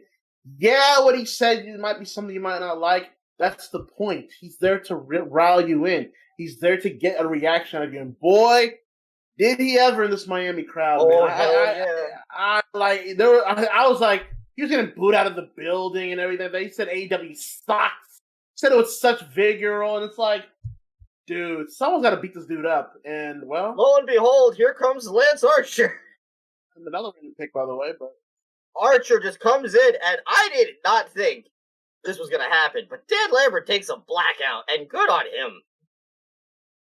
If it hadn't been for MALAKAI Black, this would have been the best part of the night. My only question is this leading to something? Yes. Here's the thing with AEW. Here's the thing with AEW. I know. Well, we'll find that out. But here's the thing with AEW. They always, for the most part, everything you see on the TV leads to something. It might be a seed planted today. It might not be realized within a week or a month or a year even.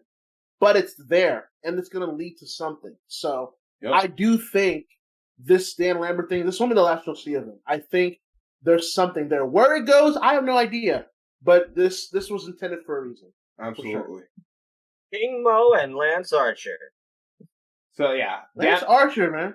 Lambert pretty much comes out. He's running down this whole AEW fan base. You got Tony Khan like, no, we're different from everyone else. And he's like, you got to come and watch the show live, experience it. And he's like, well, I watched it. He says, wasted my fucking time. You guys all suck. I hate it here. I'd rather be in the fucking 80s.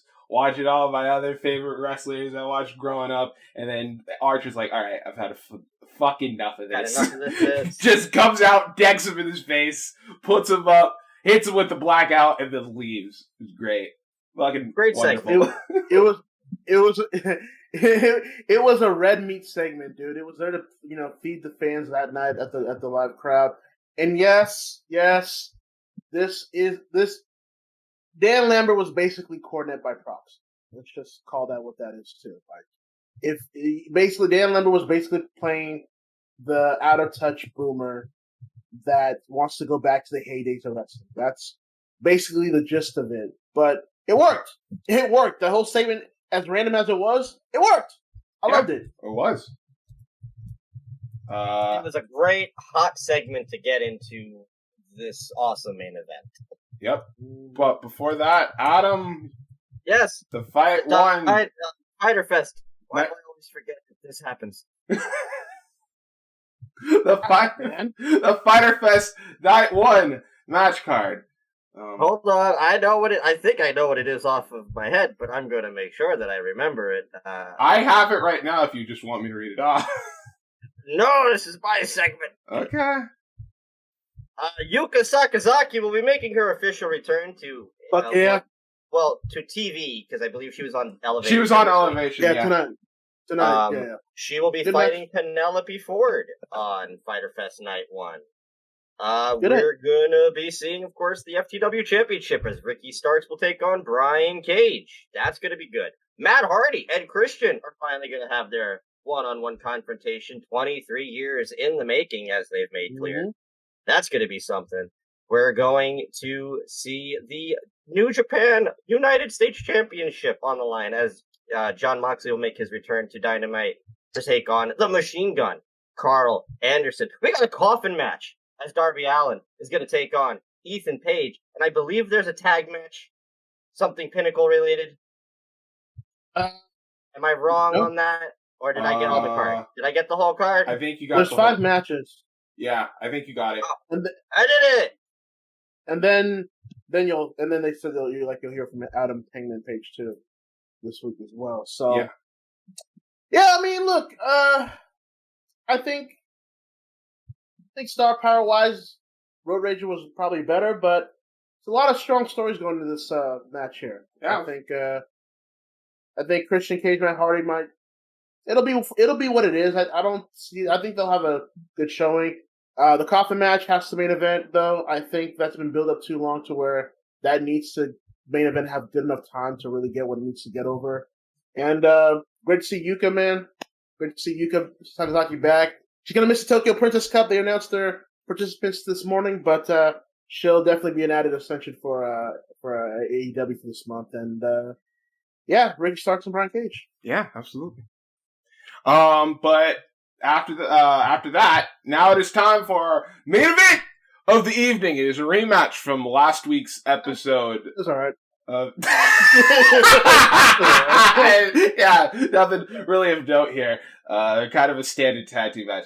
No, we get the Young Bucks versus Eddie Kingston and Penta El Zero M, and Jesus fucking Christ. This match slapped so many hard levels that make me happy as a wrestling fan. I do love my hardcore, and with this hardcore.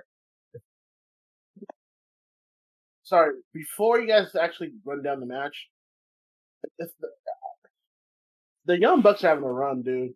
This is low-key a legendary title reign. This for them right now. Might be their best run as a tag team since their fucking PWG tag team started. Yeah, PWG tag team reign of terror. And speaking of runs, dude, I am all in on this Eddie Kingston thing right now, dude. I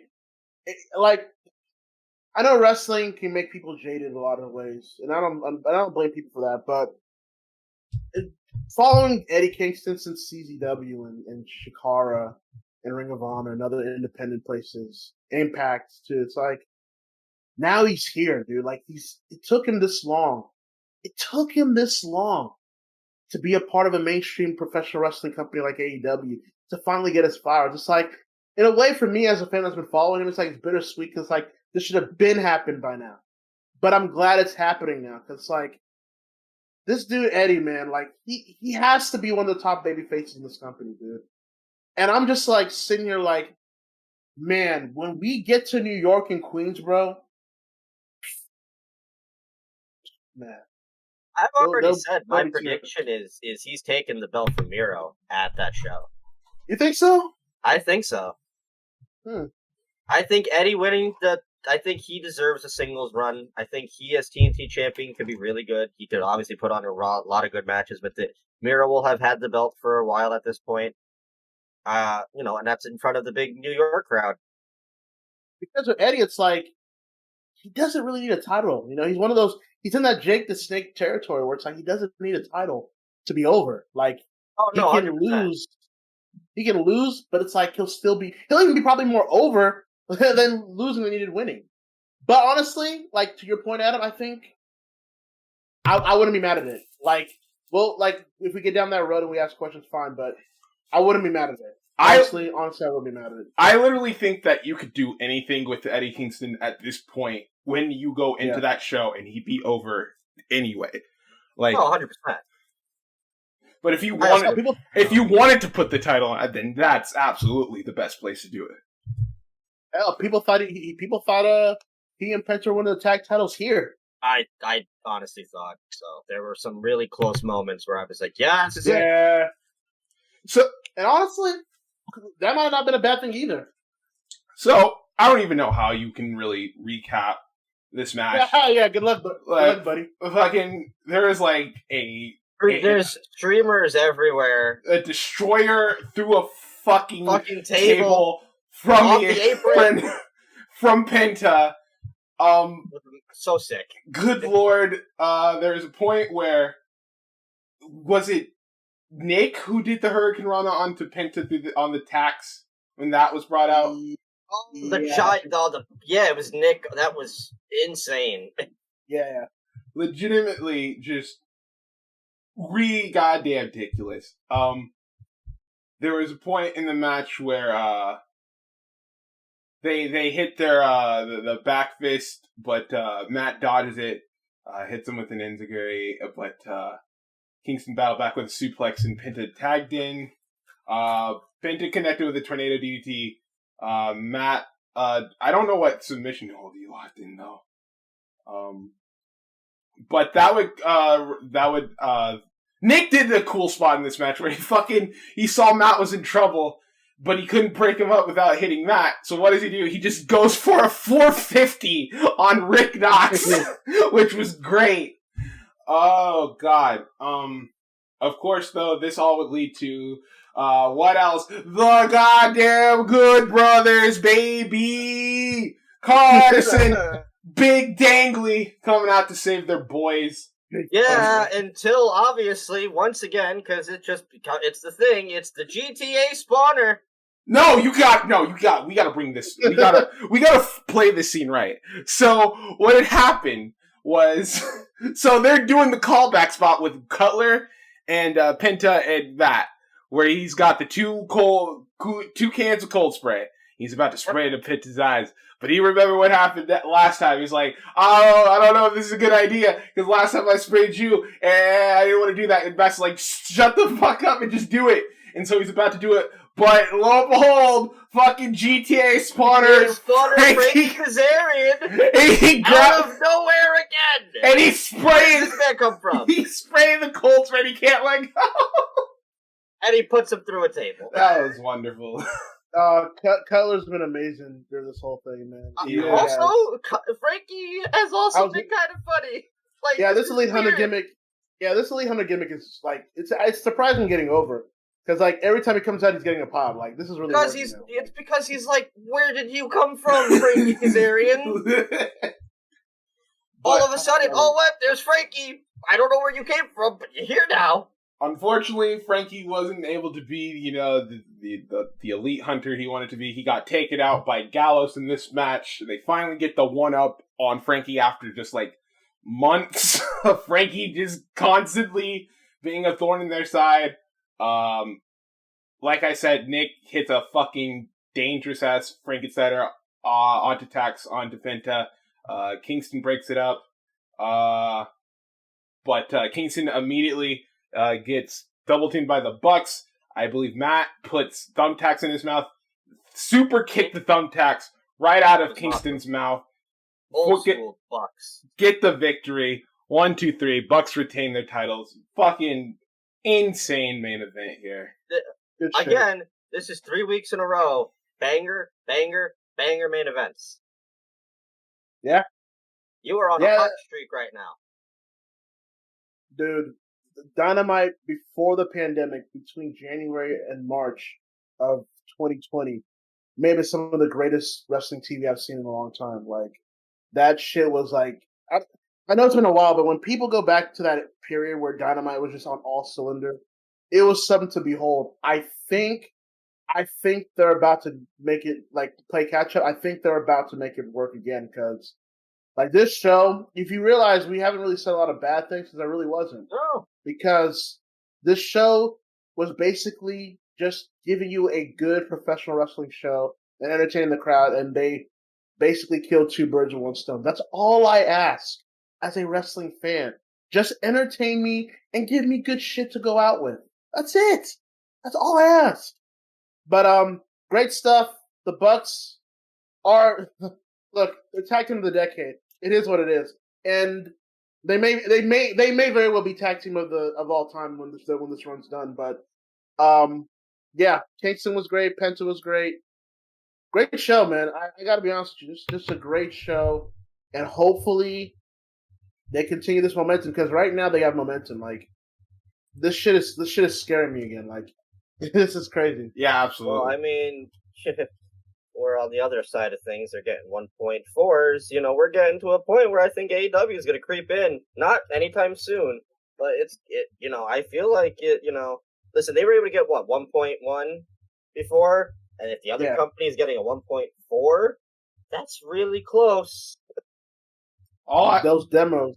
All I say is, like, continue, like, the goodwill that they're building up right now, not only with just, like, just with their fans, but like with everybody right now. I just say, just keep that up. Like, doing great right now. Keep to the plan that you're with, because it's working phenomenally. And I think that the numbers will start to show that sooner rather than later. Top to bottom, this was a good show, and it's what I want in wrestling as well. Variety. Not every one match on this show felt like the same match that I had already seen. Intergender stuff. A sick-ass hardcore main event. The Seidel and Andrade was kind of your basic standard wrestling here and there. There's the opening match. The 6-man tag was different. It's a variety, and that's what I want.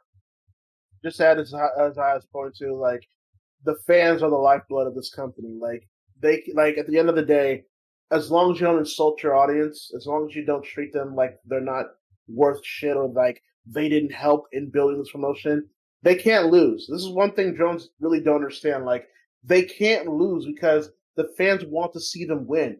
Because with AEW, if they do win, the industry wins. Yeah. Because what's the other option? Well, everyone knows it because we've been experiencing it for like a decade and a half after 2001. Mm-hmm. So this is why I'm not like a shill or like a mark or anything like that for AEW. I'm a wrestling fan. So when I see AEW or when I see New Japan or when I see Noah or Impact, when they do stuff that are good and for the betterment of this industry, I have to support it. I can't be against that. I will always support the underdogs that want to make this business better.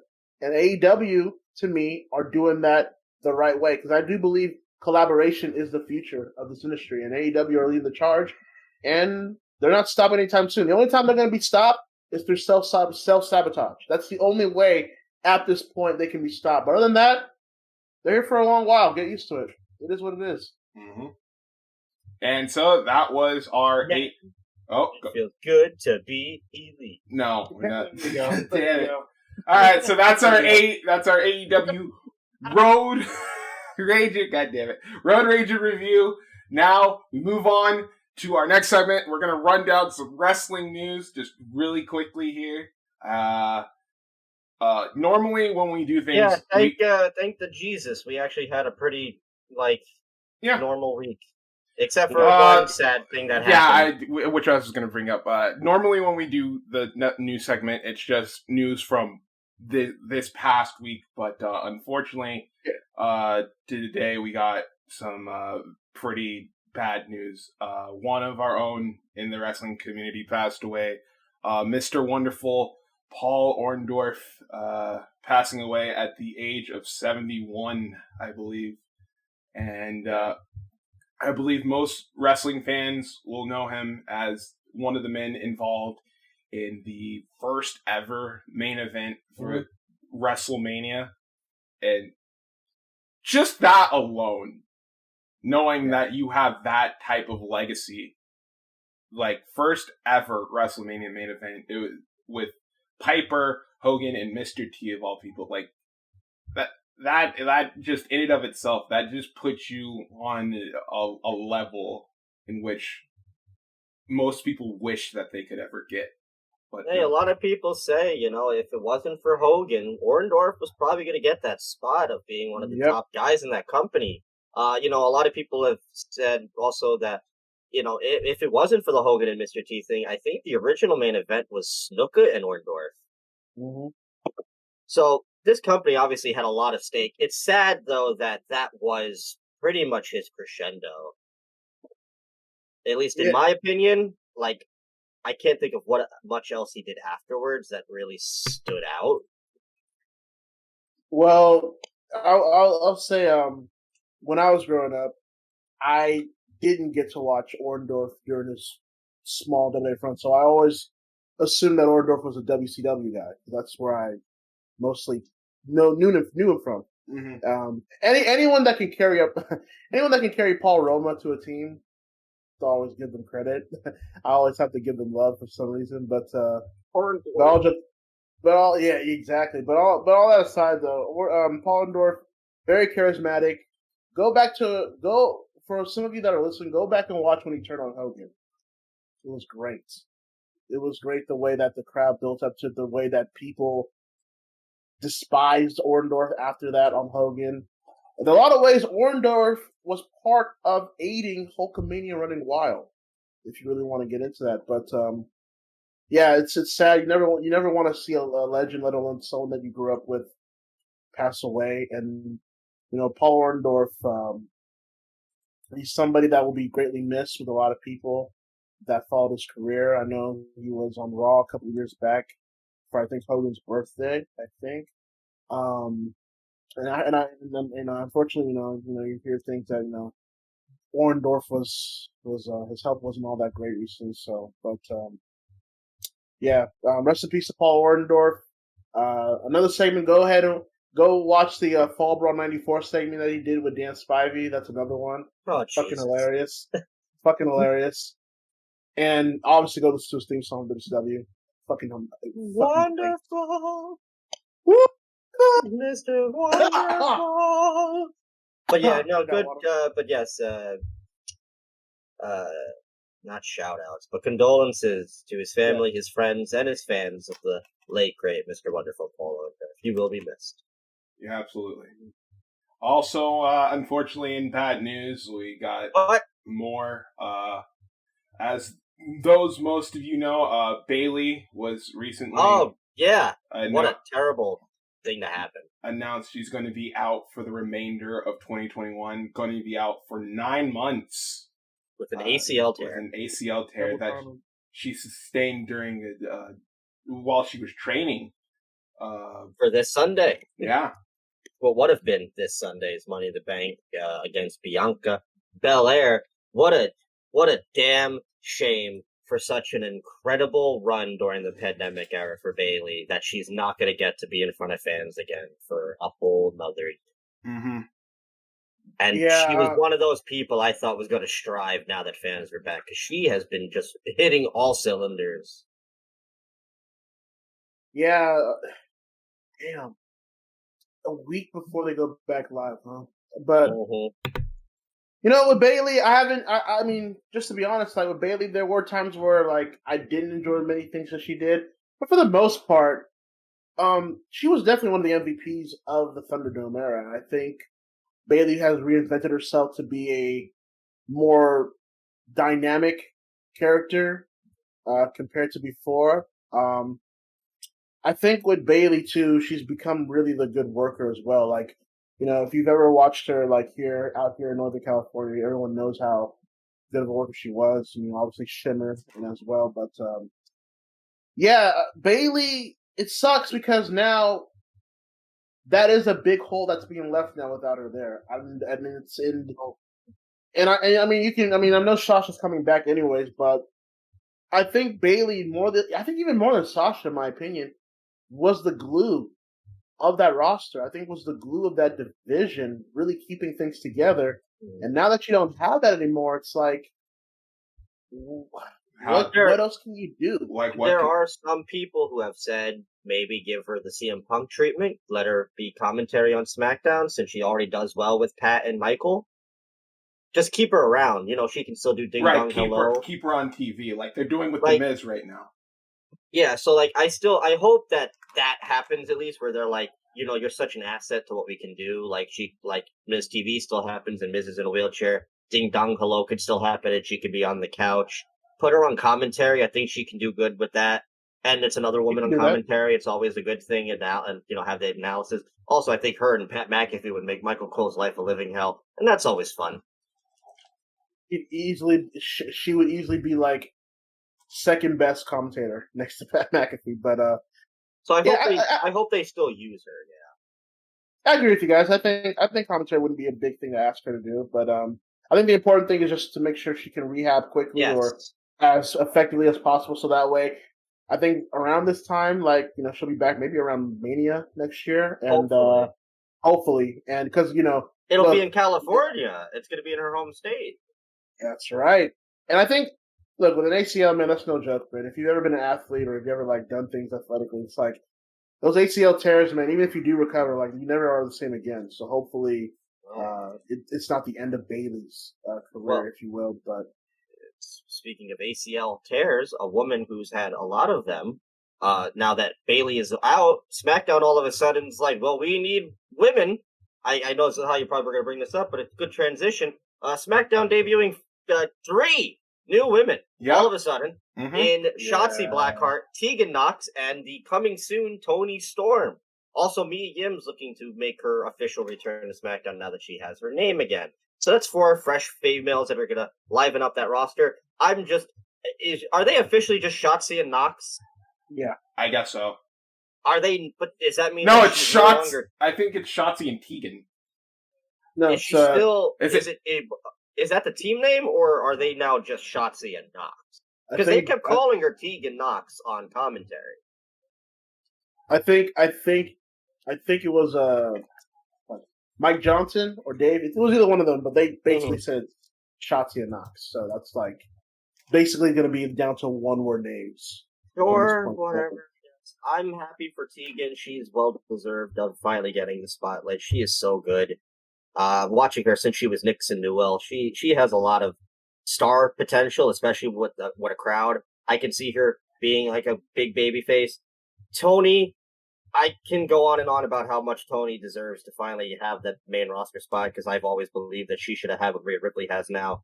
And I believe in that 100%. And then there's Shotzi. Oh, God. I like Shotzi. Okay. But Shotzi is her own worst enemy in a lot of ways. And I don't know how that's going to fare well with the main roster. Yeah. The crowd's going to love her because of the tank and everything, but I feel like she's going to end up as a Sandman situation where that entrance is going to be her only thing. And I don't think she's a terrible wrestler, but she makes a lot of mistakes and also likes to make fun about other people's mistakes when she makes her own mistakes. She had a really bad botch on SmackDown with this catapult super kick. Yeah. And people want to give Tamina shit? I mean, with these three, I'll say this. There's pros and cons. I will say this, like Adam said, it's three new faces. Like, you can't really necessarily be hating on that, especially with the depleted women's roster on SmackDown. But here's my thing. Tony will be fine. Because people were saying this back at Stardom, okay, that Tony was going to eventually get over in a mainstream promotion. So that's money. Yeah, that's going to take care of itself. I even think, I might be wrong down the road, but I even think she might even eclipse Rhea Ripley. I hope so.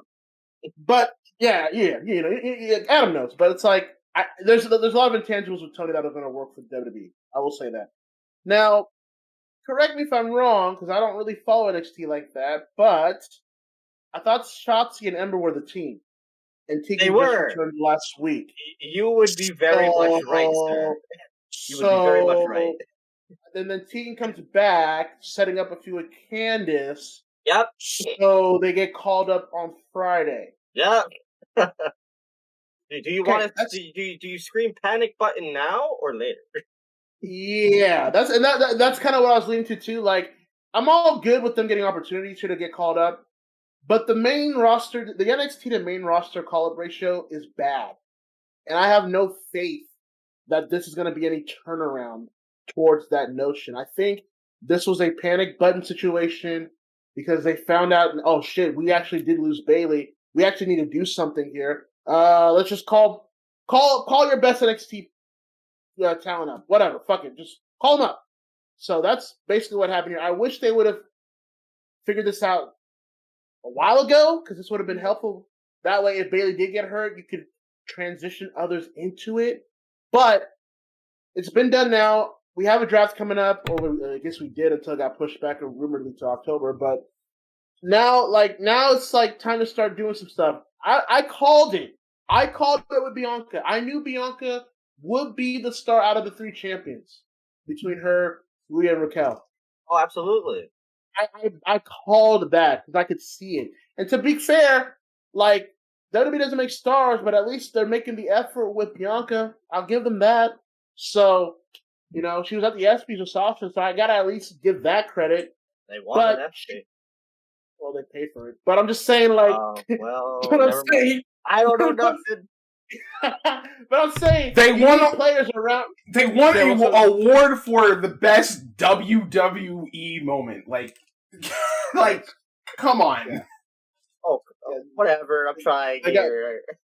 They got their own category. That should listen. But I 100% agree. I think the Rhea experiment is a failure. I called that too, didn't I? I think Raquel is fine, but I don't think she was the one that should. I think it should have been Dakota or Tony, but it ended up being Raquel. Hey, listen, Triple H got his very own Diesel, and I hope he's happy about it. So, but yeah, Bianca's at least on all cylinders, and like I said, I think Bianca and Tony are gonna have some good shit. I think her and Tegan can do good. I am excited.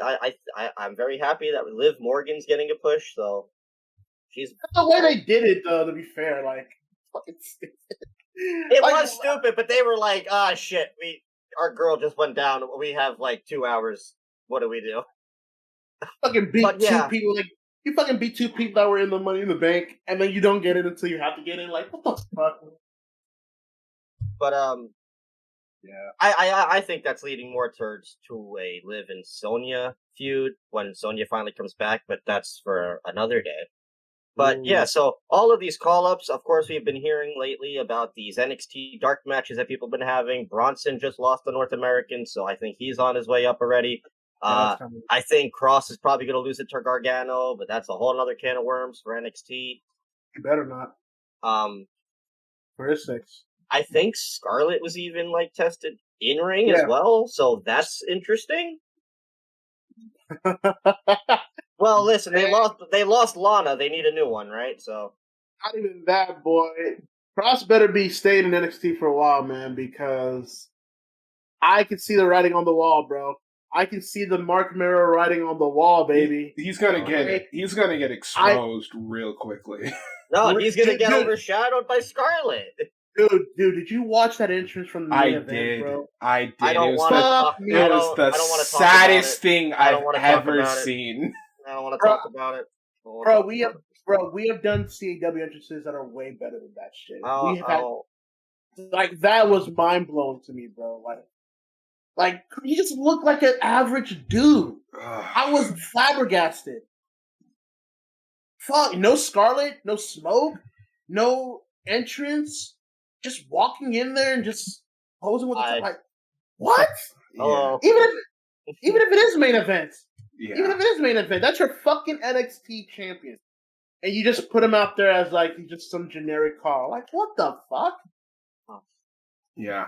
It's very... I had so much hope for Cross. But hopefully there's more hope for the three women that we mentioned. I think besides that, I don't think there's much other WWE. Well, there's one more, and that's the only thing we're going to bring up before we go into more fun news, to say the least. But recently, Jimmy Uso, once again, in the news, because apparently he got stopped, I believe, this is his fourth time. Are you going to lead this into the other situation that developed because of this? Are you talking about the Naomi thing? Yeah. I mean, we could talk about it if you want to. Because I feel like that's the bigger issue here. Because Jimmy, Jimmy's Jimmy, whatever. They're gonna do. I mean, the fact that he was already back on SmackDown, and it kind of seemed like that pissed me off. Yeah, it did. There was a promo that Jay cut that seemed very real. That I don't know how I feel about. Let's just publicly talk about this on TV instead of let's get this guy some help. It's what happened afterwards that's making more news. Is apparently it's all Naomi's fault, and we should bully her off of Twitter. Yeah, what the fuck just happened? Some stupid motherfucker decided to go into Naomi's fucking Twitter. God, I think she posted a tweet or something and some asshole was pretty much putting the blame on her for Jimmy Uso's DUI. Which I saw the tweet. It was like a dude with the Roman Reigns fucking profile picture or whatever. Fucking in what sense? What fucking? How low was your fucking morale that you have to literally go and not just? This isn't just anyone. This is the man's wife, for God's sakes. This is the man's wife, and you go ahead and you type that shit out. It's HAKEEM has said this before, and I've seen it. I think hopefully more people see it. It's this weird entitlement that these fans have because of the social media world, that they think I can just talk to this person like they're somebody I know, or they're somebody I know or talk to, or this is a public figure. It's still a celebrity. That doesn't give you the right to just go and start bashing the person themselves. They're still humans at the end of the day. I don't understand these fans who think, I have the okay now because I'm on social media and I'm following this person and I get to see their life constantly, that I have the ability to now comment on it and pose death threats at this poor woman. Yeah, dude. I tweeted this before, man. I criticize wrestlers too. because I think they do tend to get a bit oversensitive on certain things. But I also have tweeted, like, I don't blame them at times when they don't want to interact with fans, because there's like this stigma, which is well deserved, quite frankly, where wrestling fans seem to think that everything outside of their bubble doesn't matter, or that it's not important, or that it's not popular. Like, I remember going back to the whole thing with Bad Bunny, and wrestling fans saying, "Oh, well, who's Bad Bunny?" Or like, "Well, Bad Bunny, like, what the fuck is here?" It's like, dude, it's got like a top #1 charts in the Billboard 100, Latin 100. Like, he's one of the guys right now. And I look at this thing with Naomi, and it's like, it just goes to show that there are people out there that don't know how to interact with people, because they would never say this shit in real life, because they live a second life on the internet, because they can't be able to do or enjoy what they want to enjoy in real life because of who they are. So they have to make up this persona or this gimmick online to just fuck with people in a certain way that's going to mess with them mentally. It's like, look, we don't know what happened that night. We don't know if Naomi had any involvement or not, but that doesn't mean you fucking come out here and attack her for shit that you don't even know them about for. You know what I'm saying? Like, Jimmy Uso out here, it's been a pattern. And he was brought back for SmackDown. You know what I'm saying? Like, and if you heard the report today, allegedly from the Observer, like, apparently nothing's going to be done about it, because Jimmy's a part of the story with Roman and eventually The Rock, and they don't feel that this issue or this incident warrants him leaving or warrants him being off TV. So that annoyed me too. But fuck off. You know what I'm saying? Like, I'm not saying you can't have your fun here, because Lord knows I do too, but if you ain't gonna, like, at least be objective with what's going on, then just shut the fuck up. Because you damn sure wouldn't say this to me in person. That I can tell you. So, I feel bad for Naomi, because I bet you she didn't even want to have any involvement with it. I bet you she's trying to figure this out behind closed doors. And you just got stands and fucking idiots out there that try to make everything worse for everybody. Just shut the fuck up, man. Yeah, absolutely. Just ridiculous. It's absolutely ridiculous. It is. And it's downright. And look, I say it mostly comes from the bigger companies, because as an avid fan of the East Coast independent wrestling scene, I don't see this shit ever. I see very civil conversations between the wrestlers and the fans, fun interactions, sending gifts back and forth, actually enjoying the company. There's I think Twitter now has like something where you can do like giant voice chats and stuff. All the time, I'm seeing fans and wrestlers in these voice chats, and like it's all of these bigger companies where they feel like because they're on a bigger platform, they have the reason to attack. It's like, no, bitch, it's the same situation. Where are, like, yeah. That's what I miss. I miss these wrestling, like, communities where it was a good environment for the wrestler and the fan. And companies like Impact and ROH and AEW and WWE have these awful fan bases that just envelop the good fans. And sadly, they're the ones that get the spotlight. Like the fans that went, like the guy who attacked Chris Jericho, like the shit that happened with Naomi. It's ridiculous. It is ridiculous. That's why at this point, when people try to like come at me a certain way online, I just block them. Like I don't waste like energy or time anymore. I just You're not entitled. You're not, just because you try to taunt me to try to debate you or conversate with you doesn't mean you're entitled to one. I don't have to give you a conversation. I don't have to debate you. So if I find out like you're trying to bait me in a situation where you're gonna try to basically make my experience miserable, I'll just block you. I have no issue with blocking somebody that's a waste of my time and energy. I have no problem. Damn straight. What are you talking about? That's what they're there for. Mm-hmm. Oh, but hopefully Naomi's all good though. Yeah, I'm hoping nothing. Yeah, hopefully but the best for Naomi. she was on Raw. She was on Raw. So it looks like she's just doing what most other wrestlers do and saying "fuck this Twitter shit." Yeah, you know what? Good, better off for her anyway. Absolutely. You, Naomi. Now to get into a bit more fun wrestling news. We get this is the part where I don't know anything. Well, you might know this. You might know. Okay. This. We got one bit of Impact Wrestling news because we got some Slammiversary update on the card. It's gonna be basic. Holy, it's gonna be greatness Ultimate X. We now have an official confirmation for the Impact Knockouts Championship match. Deonna Purrazzo will take on a mystery opponent at Slammiversary. That is not signed. That is currently not signed to the Impact roster. Mm-hmm. Now, I think it's one person, but we're going to talk about her actually in the next segment, so I don't know now. I agree with you, by the way. Because apparently it's been kind of reported, Sean Ross Sapp stating that Ruby Soho is not looking like she's the one. Her complete cause is still active. So you get rid of those two, and I don't think we're about to split up the Iconics.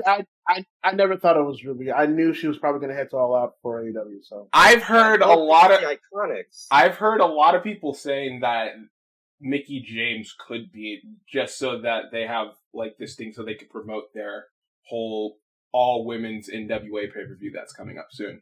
I think Mickey's a very good shout. I think her and Deonna could have a really good match. I'm not buying it though. I mean, Zahaya, you might be right, and it's a very good possibility, but honestly, I don't know. I don't know. I'm not buying it because I think there's still some tension with NWA and Impact.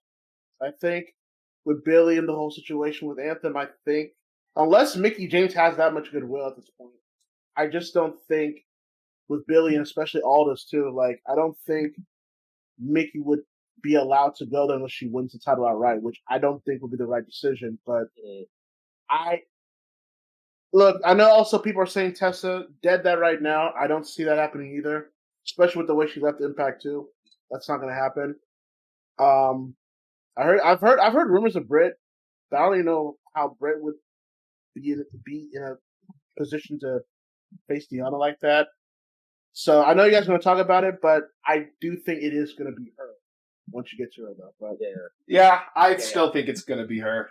Like we said, we'll talk about her in like a few moments. But going on to New Japan news before we get on to that segment, we've discovered two things for New Japan, very big things. The G1 Climax has been set will be from September 18th to October 21st. No, we do not.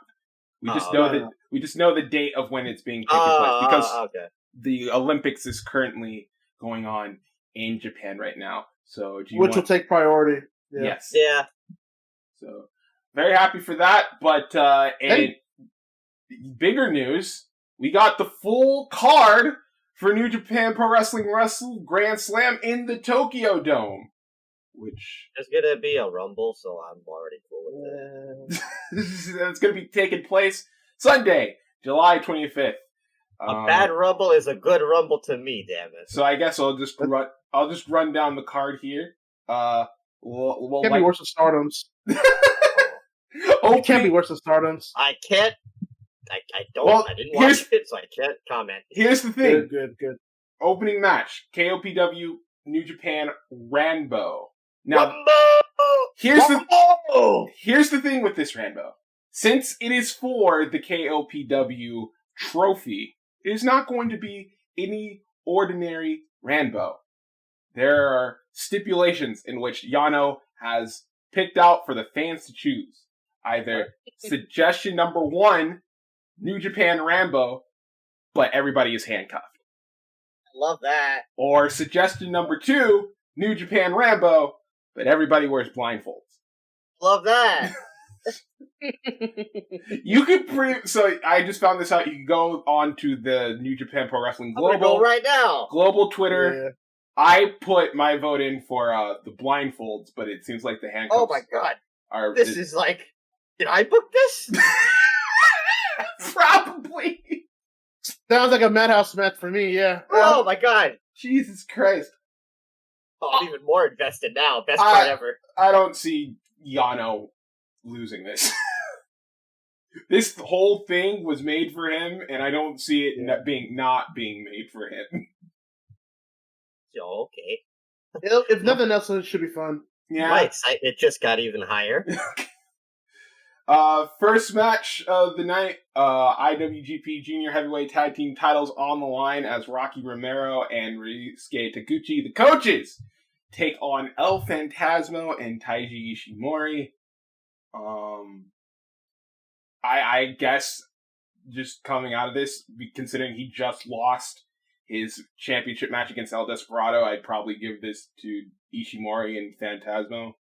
Not because I don't like Romero and Taguchi as a team. I think they're two very underrated workers for New Japan, but I just feel like they would want to give Ishimori something if they weren't going to give him the belt. Yeah, I mean, I'm not the biggest ELP fan. I've made that very clear. But, Ishimori, that goes back to my fandom of Noah back when I was trying to get into Japanese wrestling. So I'll always have a soft spot for him. But I actually do think Ishimori and Phantasmo will win. I kind of agree with Zahaya too. It's like, Despy and Ishimori, if he wasn't going to win the title there, you might as well give him a consolation prize here. By the way, you guys watched the Ishimori Desperado match, right? I did. I thought it was pretty. I thought it was pretty good.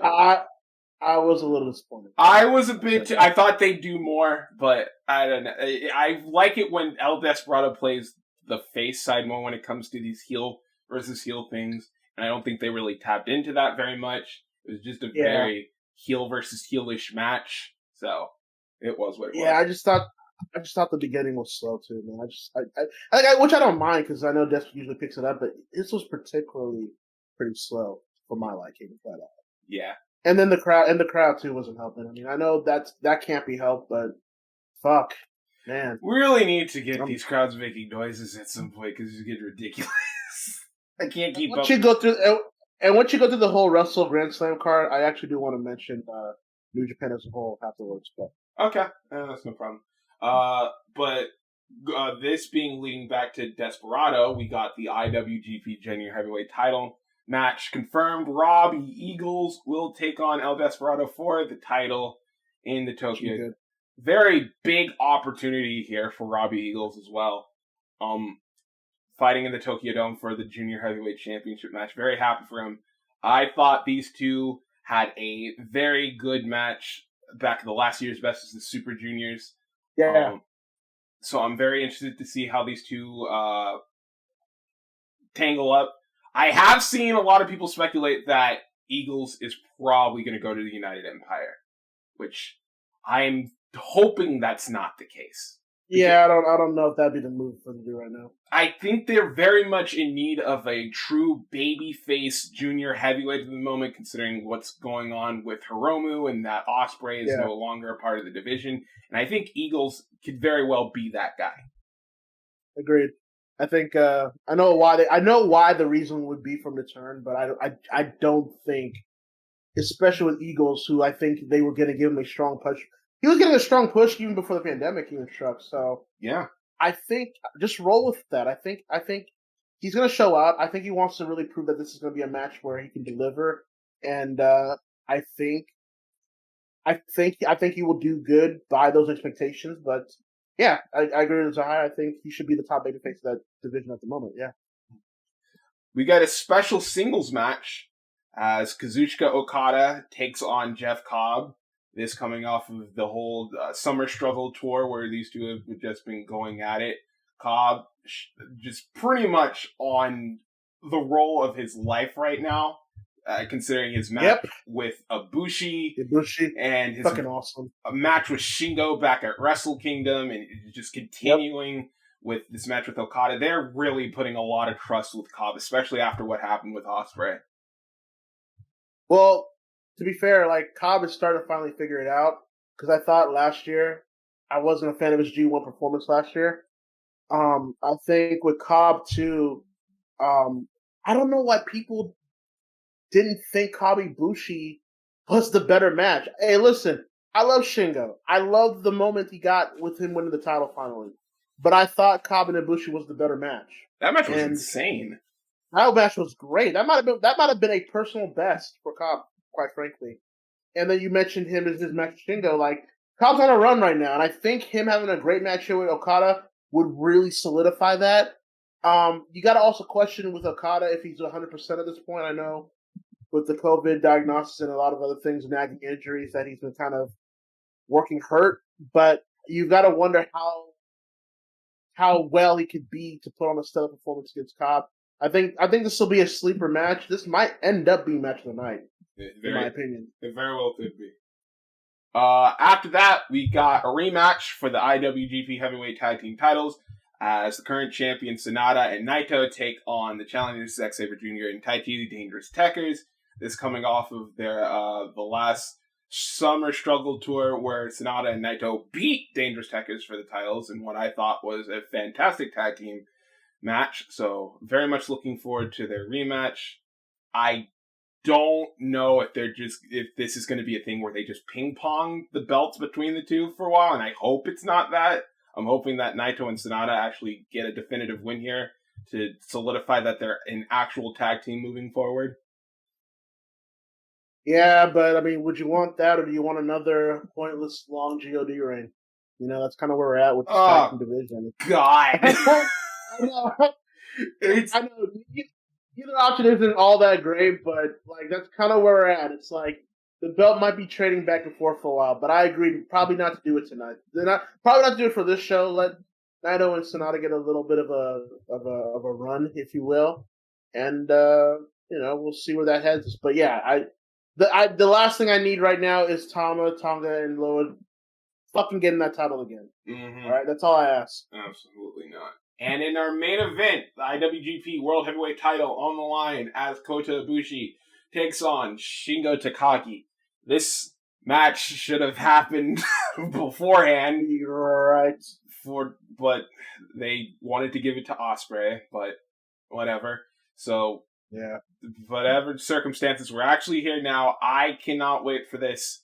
I thought they put on a pretty good match in the G1. I thought it could have been better. And I think they're really going to show out here in the Tokyo Dome. So what I'll say about this match, man. First things first, I'm excited for it. I'm looking forward to it. But it almost feels like this match is a fool's gold. Yeah. It almost feels like, because look, like everyone knows about Ibushi. He's recovering from the vaccine shots he just took last week. And you got to know that's going to have some sort of sluggish effect going into this match. And Shingo, I love Shingo, and I think he is the wrestler of the year right now at this moment. But Shingo right now, he needs that match. He needs that match to really jumpstart this reign. And you would think it would be here with Kota, but there's too many intangibles to where I could see them not meeting up to those standards. I would love to be wrong. I really would. But I'm just being a little cautious that this might be good, but not the match either one needed. And the fact that we're getting this now, it's like, you mentioned the Ospreay thing, it's like, now looking in retrospect, it's like, dude, why did he get the title? But, yeah, I think Shingo will obviously retain, but this needs to be a match that can deliver. I know that they can, but I'm a little skeptical of what I'm saying. Which is fair, because they really haven't gotten a chance to build up this match as it is, and, mostly that's because of the vaccine, obviously. Ibushi hasn't been able to be on a lot of these shows, but they've got more summer struggle tours coming up. Hopefully they can build up to a decent enough feud for where it feels like, all right, this match is the match for the Tokyo Dome. Mm-hmm. So hoping for that. So that's our Wrestle Grand Slam card. I believe there's a thing just a generalization of New Japan you wanted to state before. Yeah. I have to be honest with people here. I have to be honest with you folks. Like, I haven't been enjoying New Japan this year, quite frankly. There have been moments like Shingo winning the title. I thought Wrestle Kingdom, for what it was really good. Despy winning the title was a good moment, but yeah, Zahara ran down that Grand Slam card, and fuck, it feels kind of empty. I'm gonna be honest with you. Not a lot of strong stories going into it. Certain match that you might expect can deliver may not be that match you're expecting. I'm not saying New Japan is terrible. I'm not going that far. But I'm watching Pro Wrestling Noah, right? I'm watching Marufuji as a champion again. His match with Shigura this past weekend. I'm watching the Great Kitamiya and Nakajima feud right now. I'm watching Kongo right now running roughshod with Takagi. It's like, I'm watching DDT. They just finished the King of the DDT tournament. Then Takashita and Akiyama are about to have their title match at Japan. There's just so much great shit happening compared to New Japan that it's like it feels like it's empty, and some of it's not out of it. Some of it they can't control. It's out of their system. But dude, like Okada versus Cobb, if it was normal circumstances, it wouldn't be the case. There's no Tanahashi. There's no Jay White. Like Ibushi's coming back from a vaccine. Like it just doesn't feel right. You know what I'm saying? It just doesn't feel New Japan right now. Mm-hmm. It's kind of they kind of feel cold, quite frankly. And I know they were trying to build this show in particular to be one of the biggest, but it just doesn't feel that right now, man. And I know after the Olympics they'll get back on track. The G1, like you said, just got announced, which I'm looking forward to. But yeah, New Japan. I never thought I'd see the day New Japan would be a cold promotion right now. But I think kind of where we're at right now. I think the main part of this is when I look at this card, and then I look at a card like Noah puts on. The very realization is that New Japan they were very much heavily, they very much relied on the foreign talent. Yeah. They very much, and you can see it with this card here, because they don't have their foreign talent here, and it feels like you said, it feels empty. And that's mainly because, like, their main guys, they don't feel important enough. Where you could see, like, no, they're still having, like, the same amount of match cards that they would have had, before the pandemic era. And that's mainly because they stuck with their guys, their main homegrown talent, and that shows. And you're getting rewarded for that with, matches with Marufuji and Sugiura.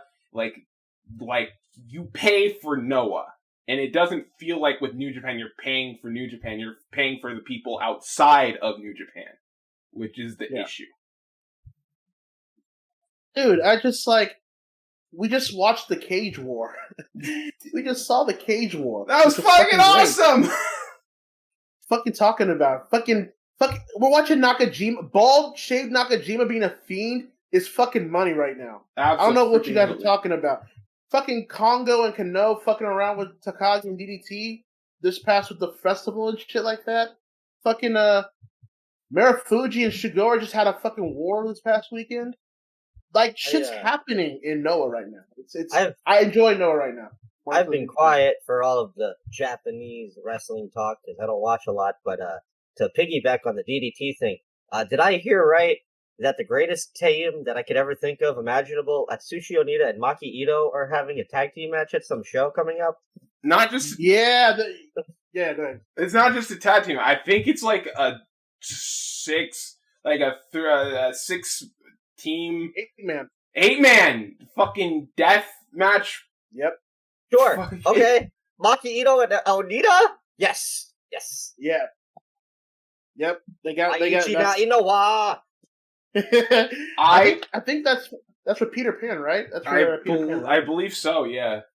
Well, I'll be watching that for sure. That's gonna be out of its mind. But dude, Cyber Agent right now, bro. They're killing it. They're killing it right now, bro. They're absolutely killing it right now. I'm loving the energy from all of the brands right now. So, all right, with that's our wrestling. Wait. Okay. All right. Quick indie shout out spotlight. Game Changer Wrestling over the past week had a doubleheader over in Texas. I would recommend going out of your way and checking out some of the matches. First show was Fight Club Houston. It was a joint promotion with Loco Wrestling. There's an amazing 6-man lucha scramble match on that show. Joey Janela and Dante Leon had a really good match. Brian Keith, who I was very unfamiliar with, really awesome fucking wrestler. He had a great match with AJ Gray. And Nick Gage had a really good main event with Sadiqa for the world title. And then the second night, they were in Houston. No, they were in Dallas for You Only Die Once. Where also Brian Keith had a really good match again, but this time with Chris Dickinson, who we'll talk about him in a little bit. Tony Deppen also had a really good match with Starboy Charlie, who's only 17 years old. We'll talk about Deppen as well. Joey Janela had a really good match with Ninja Mac. Dante Leone and Jake Cartwheel was really good. And Nick Gage, who was pulled from the main event because, again, Brett Lauderdale is a smart man, and he is not going to have that Matt Cardona match not happen. Alex Colon instead defended for the first time the GCW Ultraviolent title against AJ Gray in another really good hardcore deathmatch show. Give some love to Game Changer Wrestling, as I always try to. Are we going to make this a thing before we end the wrestling news segment that you do that so you don't interrupt me before I go on to the next segment? You should. Hey, Adam should be like, the Mike Tenay of independent wrestling. Just scope around the scene, tell us what's hot. I'm always out there supporting my East Coast wrestling scene. Go out of your way. Game Changer Wrestling, the best wrestling company on the indies going today. By the way, since you guys are doing shout-outs too, shout-outs to I didn't get to watch the whole event, but I did watch the AEW Women's Championship match between Allison Kay and Chris Statlander. Good shit. Allison Kay won the title from Chris Statlander. Allison Kay's having a little bit of a low-key independent run herself as well. Obviously being a part of, the next thing you guys will talk about as well. But, I liked that match in particular. Just two women beating the shit out of each other. Great stuff. So check that out if you haven't seen it. Well, I will say next weekend, not this weekend, but next weekend, we will be covering, hopefully, I'll get Zahaya to watch both nights of GCW's Homecoming. Cool. Oh, Zahaya. Yes. Zahaya. Seedling. Ryu Mizunami and Asuka. Did you watch it? I did watch it. It was fucking awesome. Fucking fantastic. Loved every single second of it. Very brutal, very... fucking... That apron DDT spot. Yeah! Fucking... took it like... That blew my fucking mind. I thought she was dead. That headbutt spot that fucking Rio did towards Vane and then glaring the shit out of her, bro. I fucking yelled. I had my fucking house, bro. I was like, dude, go out of the way and check that. Honestly, it's a personal match of your contender for the women for me. Absolutely. That match. And not to even discredit Nane and Ursa, that was another strong main event as well. But that title match in particular, fucking outstanding. Rhea Mizunami doing some great shit lately, winning the Beyond the Sea title. Check it out if you haven't watched it now. Yep. And with that, we now move on to Ring of Honor Best in the World 2021. We're not going to do like a standard review of this. We're just going to go down some of the matches real quick because I have thoughts on some of these people. And I want it. Be forewarned, I did not really watch the bulk of this. I just kind of same. It was there. It was on my TV, but I didn't really get invested until the Brody King Jay Lethal match. So. It's fine. I guess I'll take most of the lead for this one because I just wanted to. I watched this show for Ring of Honor, and I don't know what really compelled me to watch it, but I wanted to see how they would do now that they're back with the fans. And I have to tip my hat off to Ring of Honor because I haven't been paying much attention to them throughout the whole pandemic era. But with this pay-per-view, it really does feel like a reset has been pushed with Ring of Honor and how they're booking things, especially with this whole faction war that's going on. And Ring of Honor is very good. Oh, too many factions, Ahaya. Too many factions, bro. There's no such thing. Down there. Wrestling warfare will always be fucking awesome. I don't give a shit what anybody says. Those Bariquas and the disciples and... Not what I meant. Fucking hell, man. Right, we'll just run down the card. First match of the night, the Briscoes taking on Brian Johnson and PJ Black. Well, I did catch at least one of the pre-show matches because I'm a big Danhausen fan. I love that Danhausen. You watched the fucking Danhausen PCO match over the fucking Ray Horace Dark Flamita match? Danhausen, very good, very evil. Love that Danhausen. I hate my God. I never knew I needed a PCO and Danhausen tag team, and now I need it even more. I love Danhausen. Love that Danhausen. All right, first match of the night. I'm moving on from it because it's stupid. The Briscoes beat Brian Johnson and PJ Black. Real quick, I didn't know who Brian Johnson was beforehand. Really good on the mic. They basically had him out here to berate the crowd and get the crowd going, which is good. You need that. I think he's like, and with how he does things, he's in the perfect role for that. I have no idea what the fuck PJ Black is doing here. I literally don't. Well, the story that I kind of got from the pre-show, because they talked about this, was that PJ has taken Brian like under his wing as like his protege. Okay. But Brian kind of was the standout of this? Which is So, the Briscoes come out, they're over as fuck. Someone on Twitter pointed out, like, it really feels like the Briscoes are, like, they seem like an old school act for Ring of Honor at this point, which is, like, pretty much the best thing you could say about them. You know, they've pretty much done everything in ROH, so just having them in this type of role where they're just opening up cards and stuff, pretty good spot for them. So, there's that. They win their match. I didn't get to watch it, but I heard about the little, the brawl that they had, the cinematic brawl they had on TV. Oh yeah, the fight on the farm. Yeah, the fight on the farm. That was pretty good. I heard some rave reviews about it. So yeah, this is just a quick little tag team match. Briscoes get the victory with the Doomsday. Very just good way to get the crowd hyped up. After that, we get EC3 and Flip Gordon. What the fuck is EC3 doing here? Look, this match sucked. It sucks so much. Look, I didn't watch this, but I did peep EC3 when he came back to Impact last year, and fuck, man, like he's definitely not that EC3 anymore. Let's put it that way. The thing is, it's like when you're in Ring of Honor and you're in WWE or Impact Wrestling for that matter, there's a certain style and way that they kind of change things. And EC3, to his credit, he knows how to wrestle that, TV style of wrestling. He does not know how to wrestle Ring of Honor style of wrestling. Because when you need to have Flip fucking Gordon take control for the majority of this contest, you are doing something wrong. Well, it's also a shame because I haven't been catching up, but I am not mistaken. Flip is the bad guy in this match? Yes! EC3 acts like a heel. But also Flip Gordon doesn't do flips anymore because he's a heel, so I'm just watching a boring-ass wrestling match between Flip Gordon and EC3. Mercenary, and he still goes by the name of Flip Gordon! I've never really even been like a Flip guy anyways, but it's like... Same here. With EC3, dude, look, I know there were idiots out here that were trying to say, oh, why don't you bring him to AEW? It's like, dude, MJF has clearly surpassed EC3 in a lot of ways. It's not even close. It's really not even close. But it's like, yeah, that match, look, EC3, dude, you gotta drop this control your narrative shit, man. so dumb.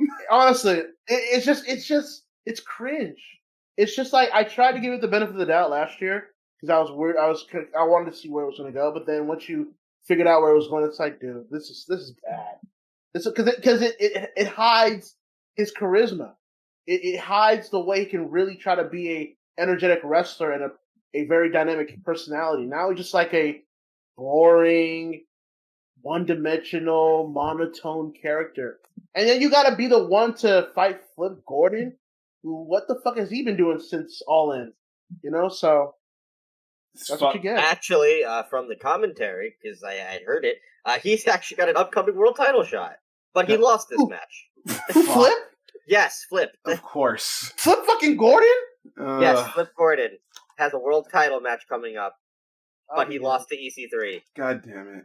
Okay. Whatever. Thanks to I think he's fighting at Glory by Honor. It's a 2-night event. Also, they did announce on the pre-show the main event for Night 2 of Glory by Honor, which will be a steel cage match between Vinny and Matt Taven for Matt Taven's world title shot. So that's why they weren't on this fucking show. All right. Okay. Fuck, I'll take another Matt Taylor reign. Like, I was gonna say who has the title now. We're gonna have to wait on that, but we move on from that real quick. ROH World 6-Man Tag Team titles. Shane Taylor Promotions. Con Moses and Shane Taylor taking on fucking Dak Draper, Dalton Castle, and Eli Ism. I don't know anything about Moses or Khan. They're fucking awesome. Oh, they're fucking great. Awesome.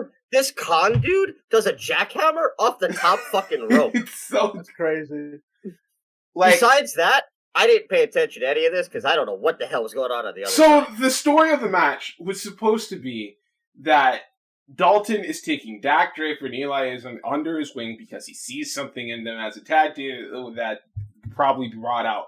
The problem is Dalton Castle sucks.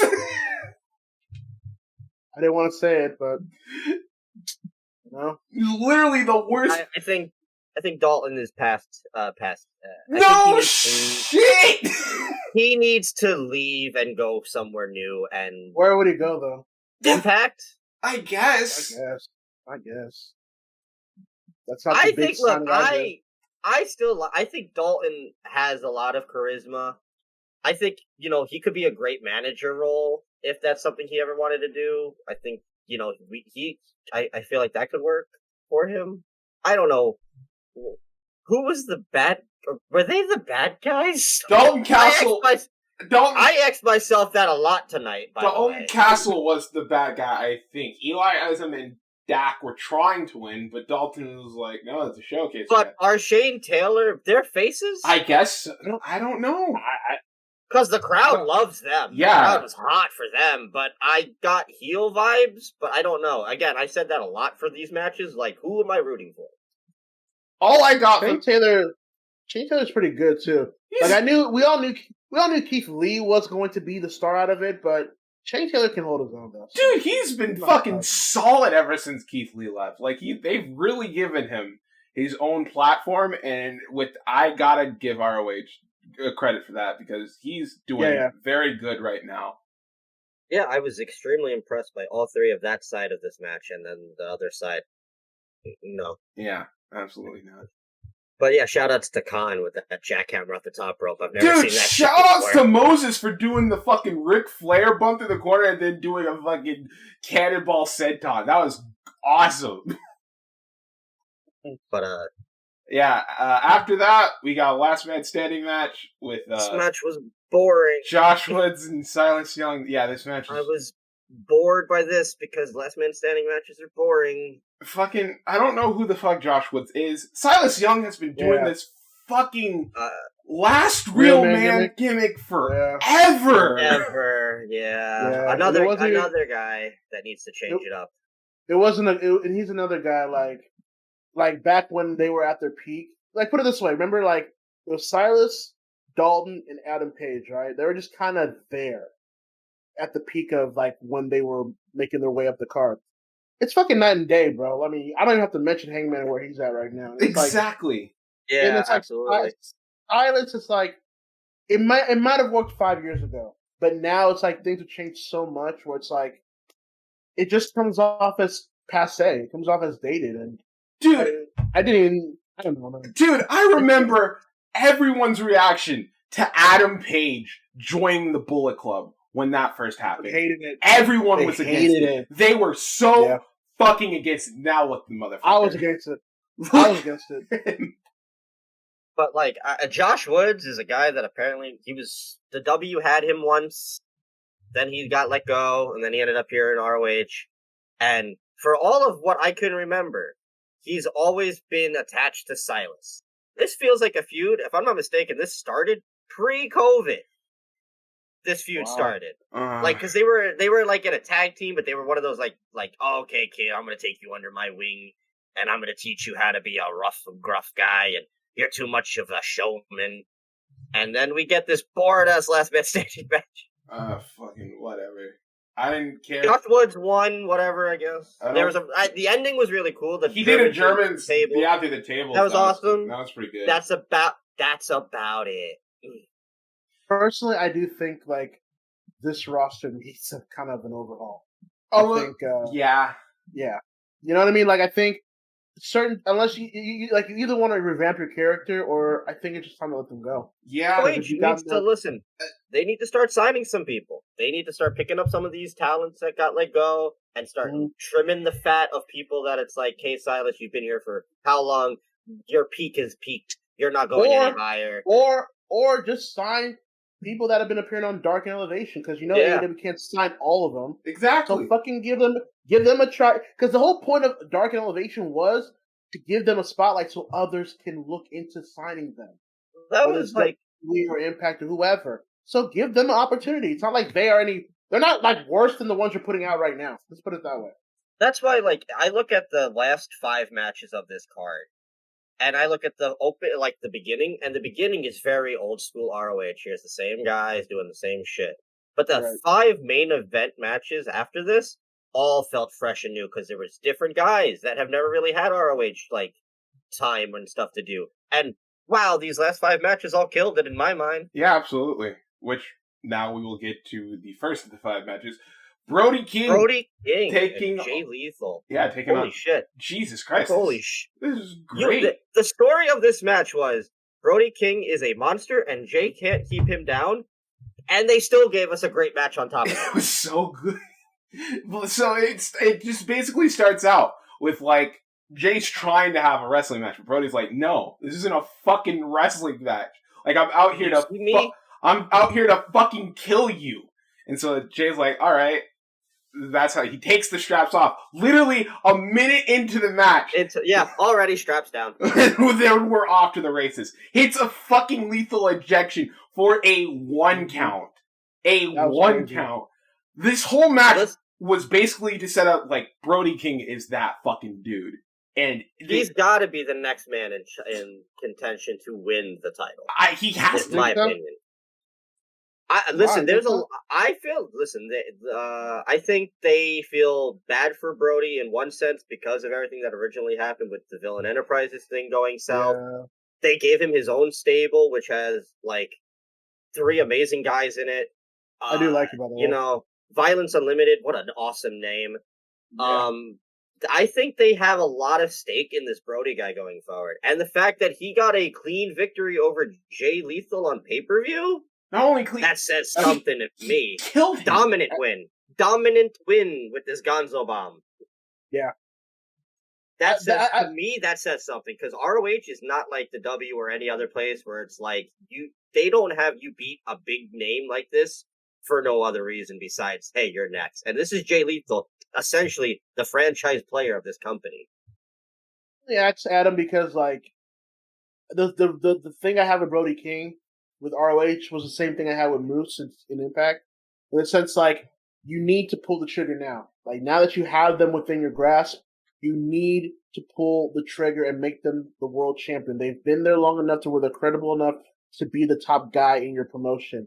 And I think with Brody King, man, I think more so Ring of Honor now, they need to do that, because I do believe once things start relatively going back to normal, Brody King's going to get a lot of offers. Mm-hmm. And I think the big 3, WWE, AEW, and New Japan, they're going to bid over this dude. He is going to be a guy that they're going to fight over. And Ring of Honor, I think Ring of Honor, they can give him an enticing offer to stay, but they're going to have to do right by him. And I think, to your point, why not start this faction off hot? Make him the world champion. Why not? Well, but this is one of actually the rare matches that I watched from this show that I was able to catch. Loved it. Jay Lethal, the consummate veteran, represents everything about Ring of Honor. Brody King, the guy that's just going to kill you for everything that you're worth. Loved it. Absolutely. Can't go wrong with it. After that, pure title match. Jonathan Gresham beat Mike Bennett. What a match. What a story here. I don't think Mike Bennett has ever had a better singles match than this one. Absolutely not. And this match was so good. Like, the whole story of, like, Mike Bennett is not supposed to be a pure wrestler. And Gresham knows that, and, like, is working him. But Mike is so determined to prove that he has worth.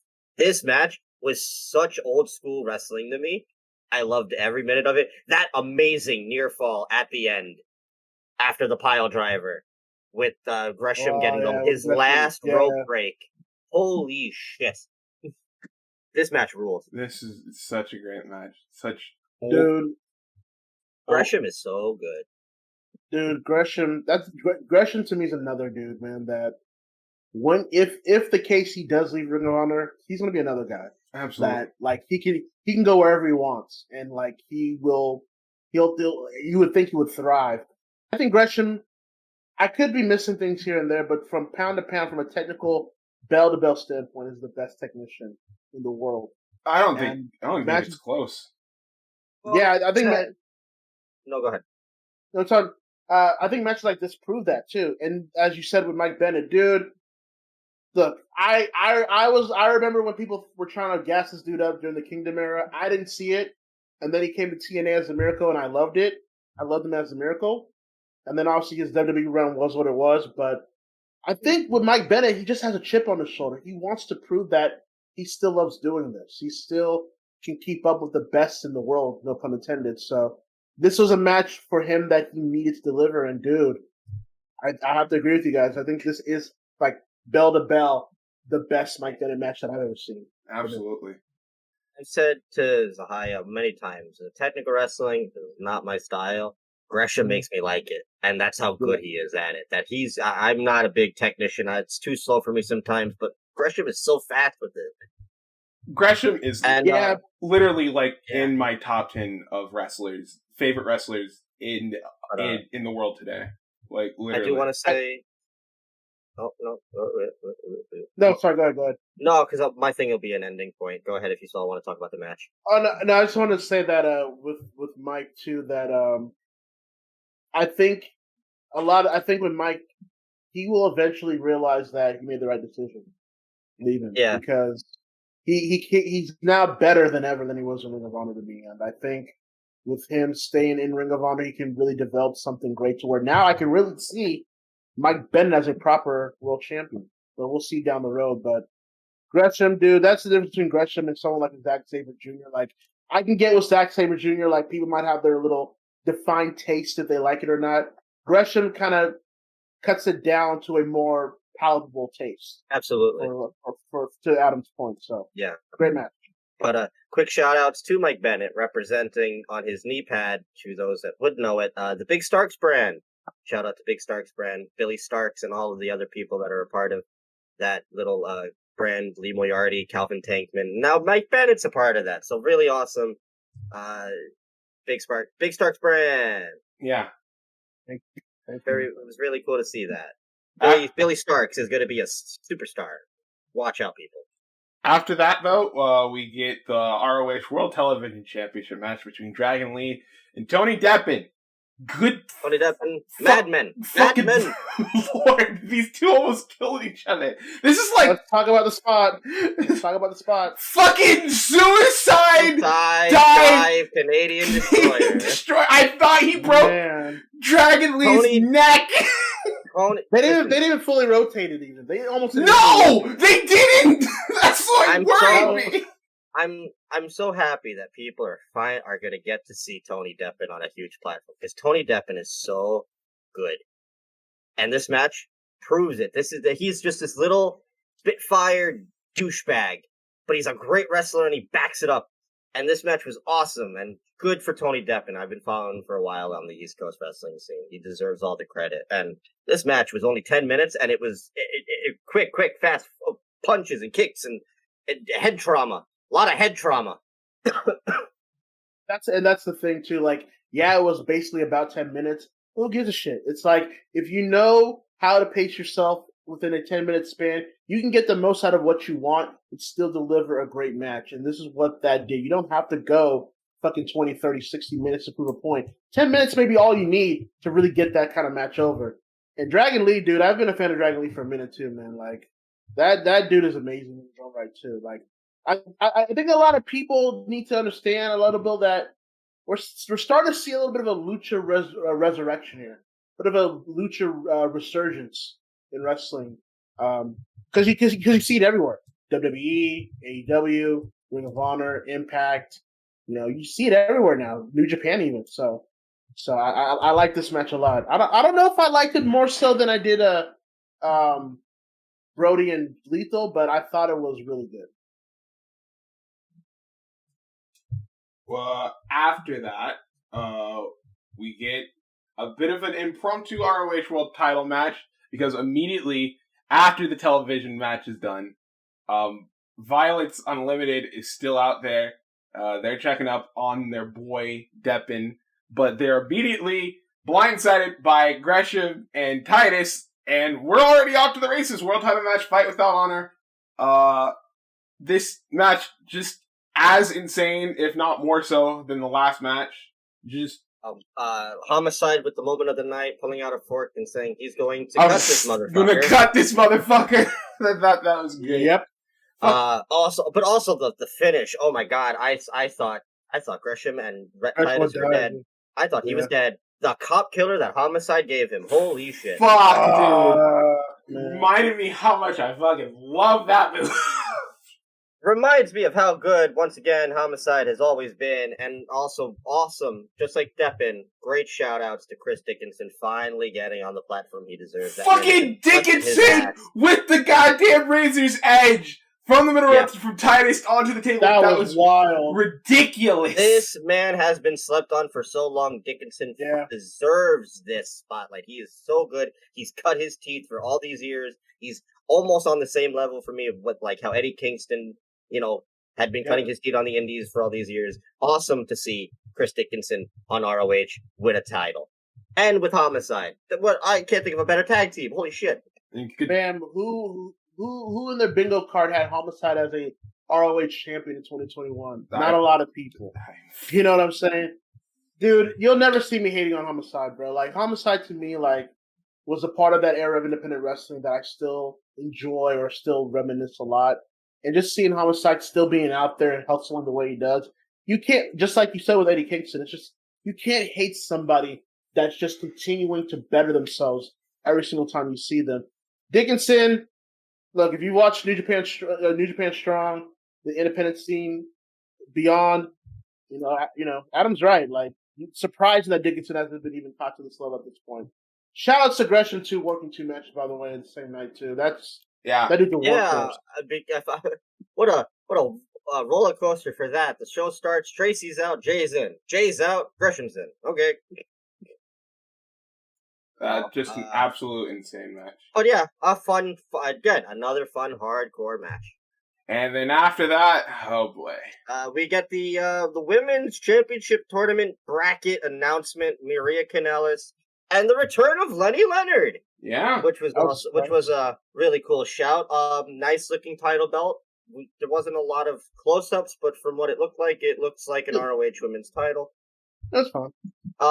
They announced the entire bracket. Angelina Love is getting a bye. I don't remember why that was announced. I think it's something to do with her and the Quinn McKay storyline. Yeah, I'm fine with that.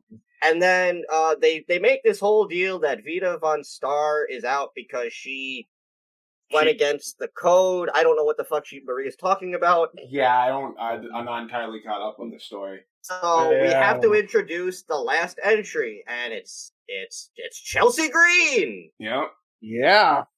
But she's hurt. Mm-hmm. What? So I'm even more confused. Is she not in the tournament, or is she?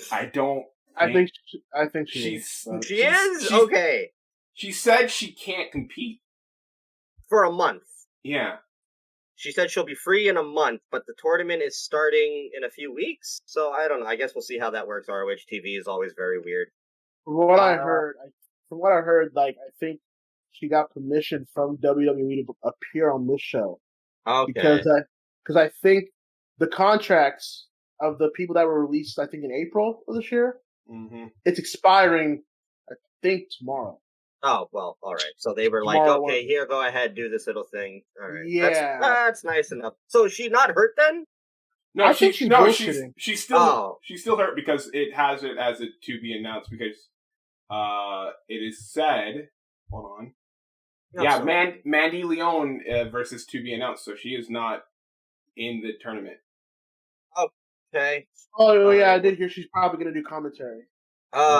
Okay, whatever. Oh. So yeah, she cuts like traditional, freedom, this and that. I'm not going to be a hot mess. I'm going to be the forefront of the women's division. Go Tigers. That kind of shit. Here's what I'll say about Chelsea Green, because I think I've made my opinions very clear for years now.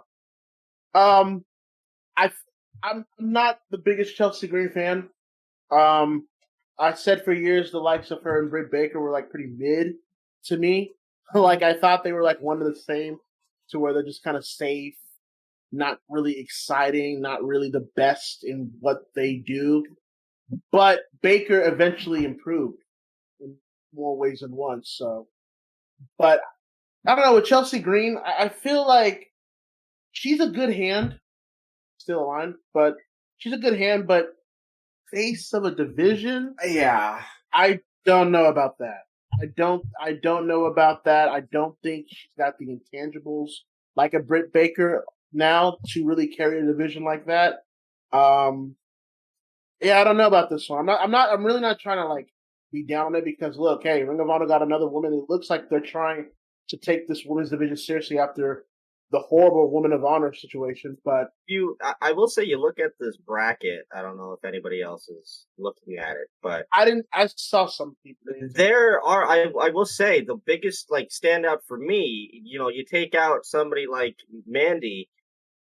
It's a lot of different ROH women that were not the same, like Jenny Rose and Stella Gray and all these like non-existent, nobody gives a shit about you women.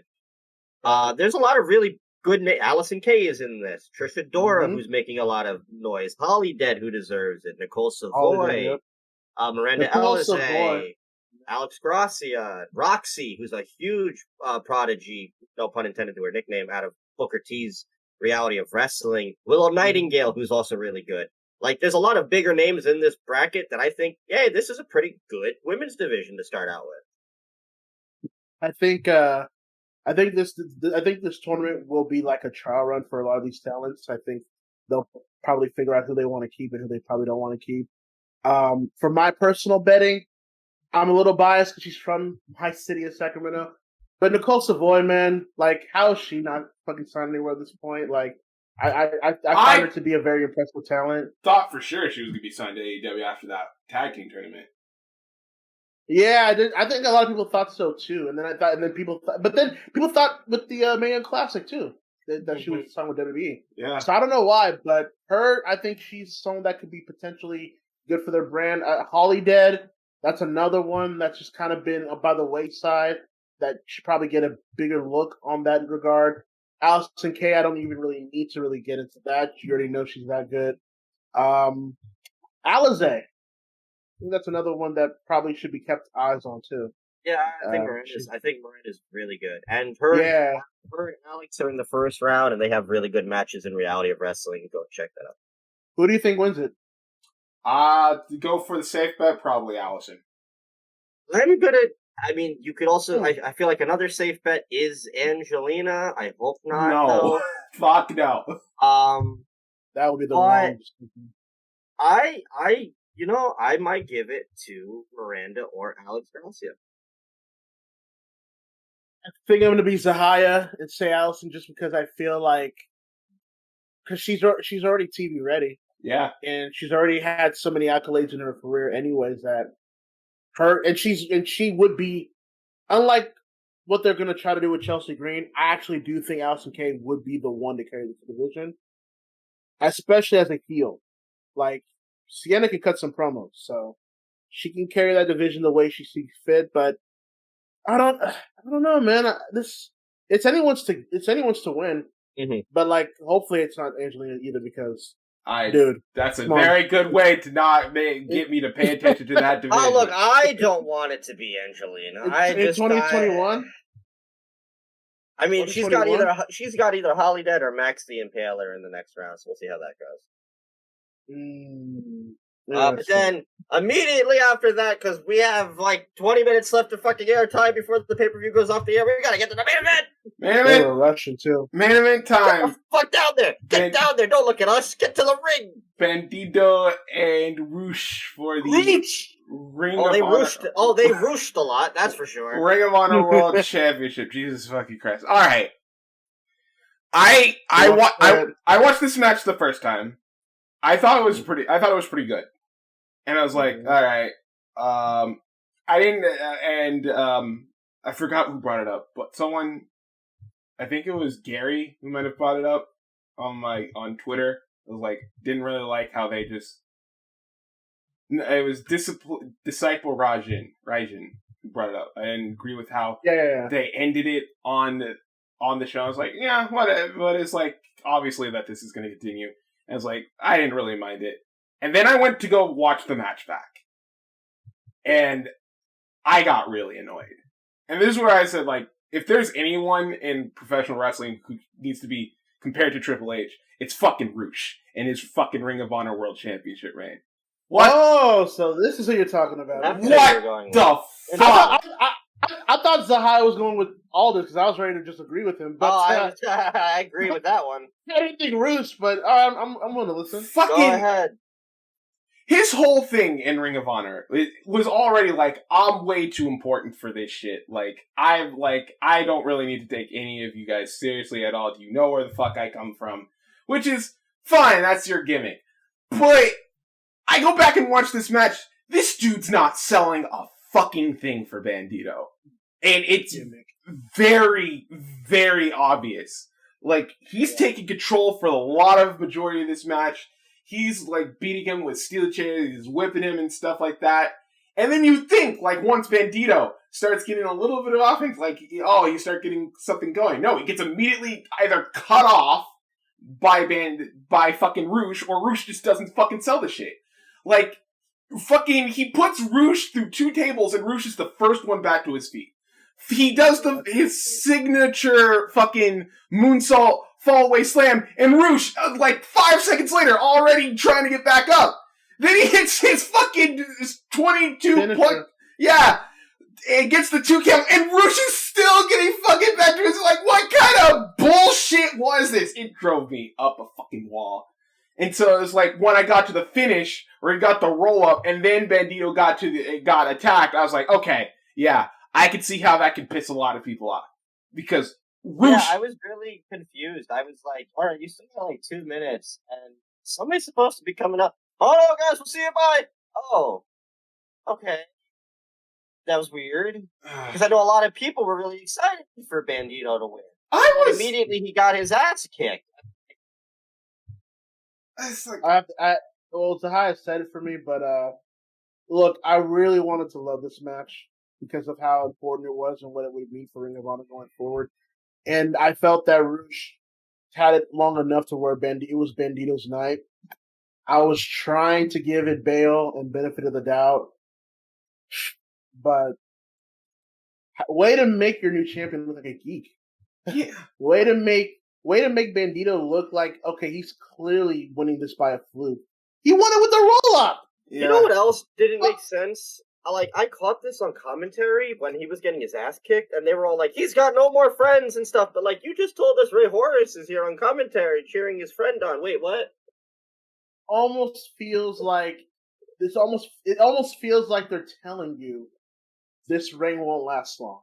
Yeah, if you know what I mean, it feels like Bandito's about to be a transitional champion just so Roosh can win it back. Because Roosh's contract is going to end allegedly by the end of this year. And there's already been talks that Andrade might be wanting to bring him in for AEW, but yeah, I don't know, man. Like, I agree with Bandito winning. That was the right decision, clearly. But the way you go about it to make Roosh to be the unstoppable, immovable object, and that Bandito's got to be a geek to where he couldn't beat him with all the best moves he could put on him, and then roll up 1, 2, 3. It's like, if I'm gonna shit on WWE for shit like that, then it's only fair I do it here too. And then even after he wins it by that fluke, you can even low-key forgive it. Then he gets beat down as the champion anyways. He doesn't get to even stand tall to close the show. Nope. And then, if you were on Twitter, they showed a clip of him getting beat down backstage. Oh, fucking wait, Roosh. Oh, you guys didn't see it? Fucking Roosh, they had a clip, I think on the Ring of Honor official tweet or somewhere on like that Bandito comes backstage to the locker room, and there's Roosh with a trash can, bashing him and beating him down. Ugh. And I'm like, what the fuck are we doing? Are we putting over a new champion? Or is it just like Roosh is gonna win it back and we're just gonna pretend like this didn't happen? Like, this was the worst kind of way you could ever build and put over a new star. Like, even when Ring of Honor does good shit like they did with the show tonight, they just can't help themselves. They just can't do it. And to Zahia's point, Roosh knew he was dropping the belt. The least you could do was make him look like $1 million, and it's like, you couldn't even do that. It leaves a bad taste in my mouth. I don't watch enough Roosh matches. Is this something he's constantly doing where he in Ring of Honor, yes. Oh, okay. He kind of doesn't care. Like, Zaya said it was a gimmick, but it's like... it's like, at really least just put him over. If not after the match, during the match, please. Well, it makes you feel like, what was the point of even giving Bandito the belt then? Yeah. Look, I would honestly, in a way, I would have rather had Roosh retain if this is the way it was going to go. Because... yeah, because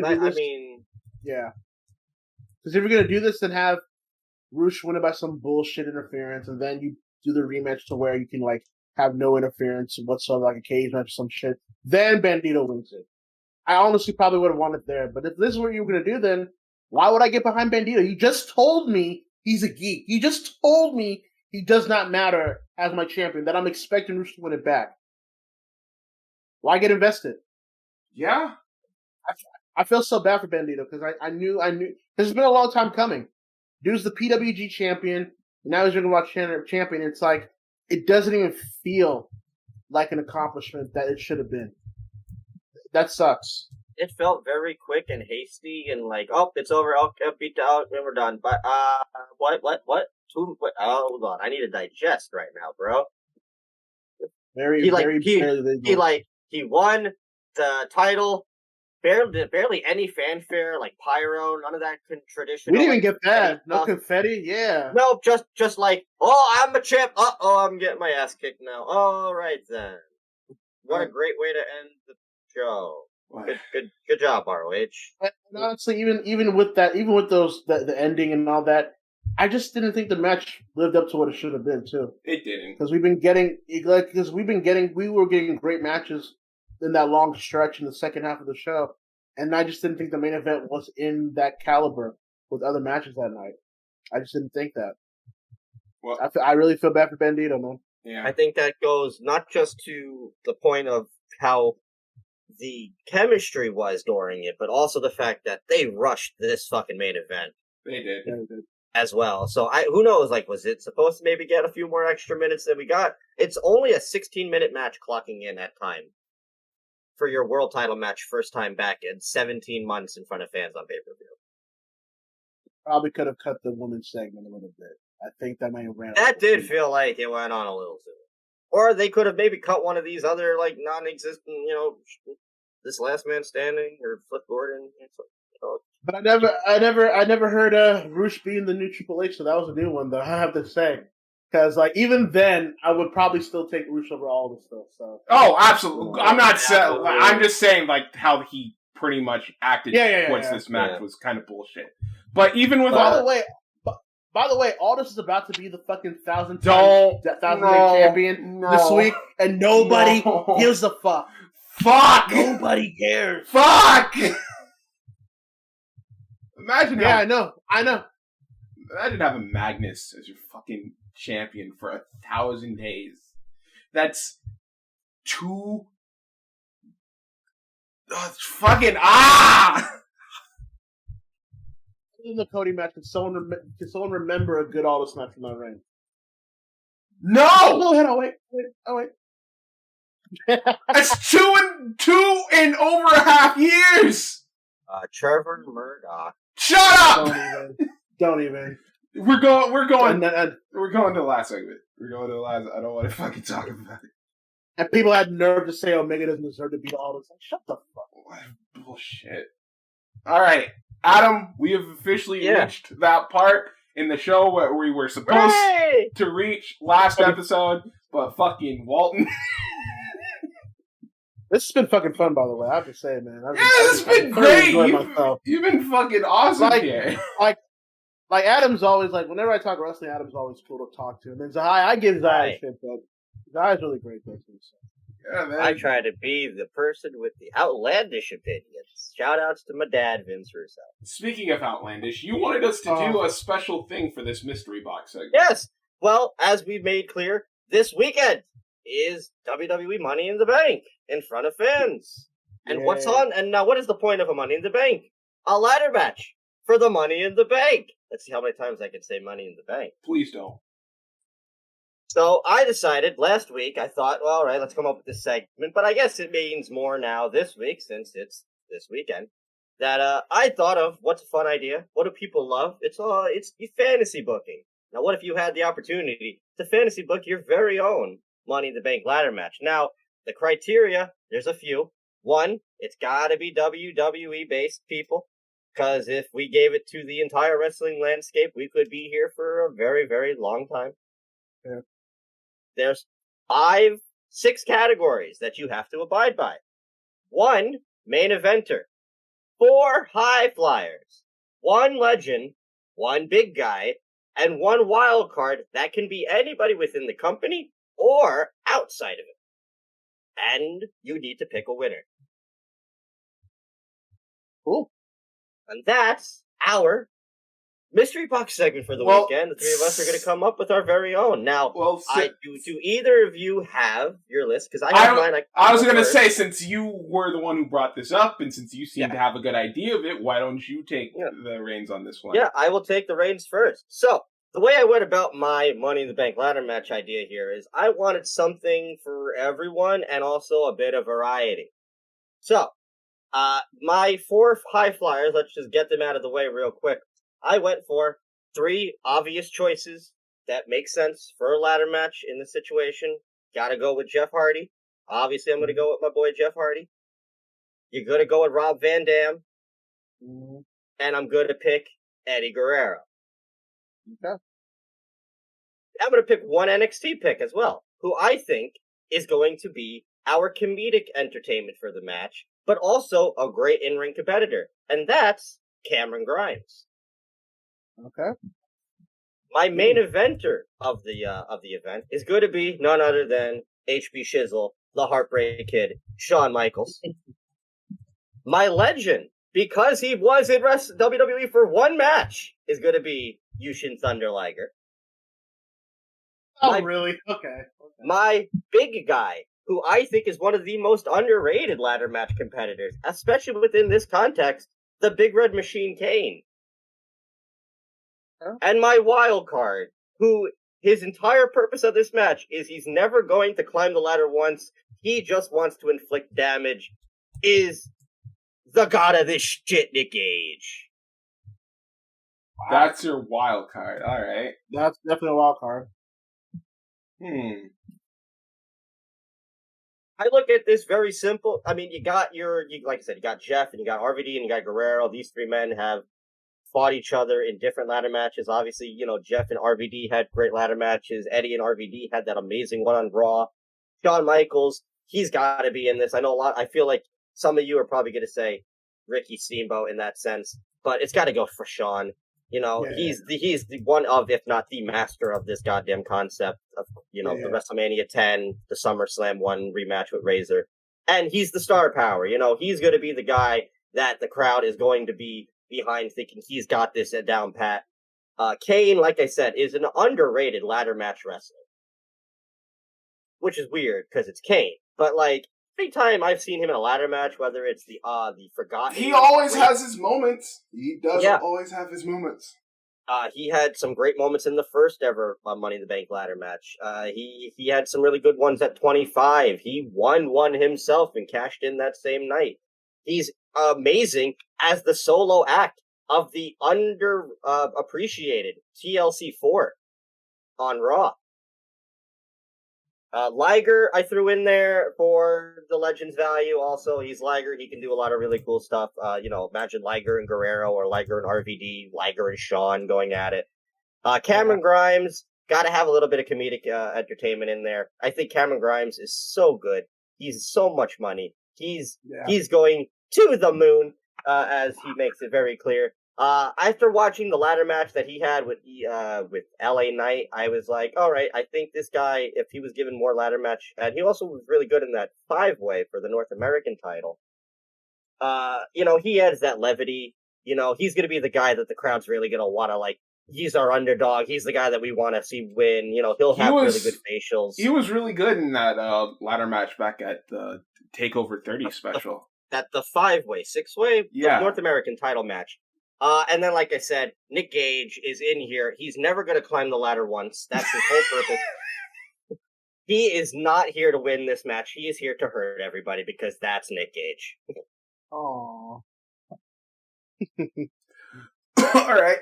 I guess. So opinions first, if anybody wants to. I like the part where Nick Gage doesn't climb the ladder and just kills people. That's my favorite part of this whole thing.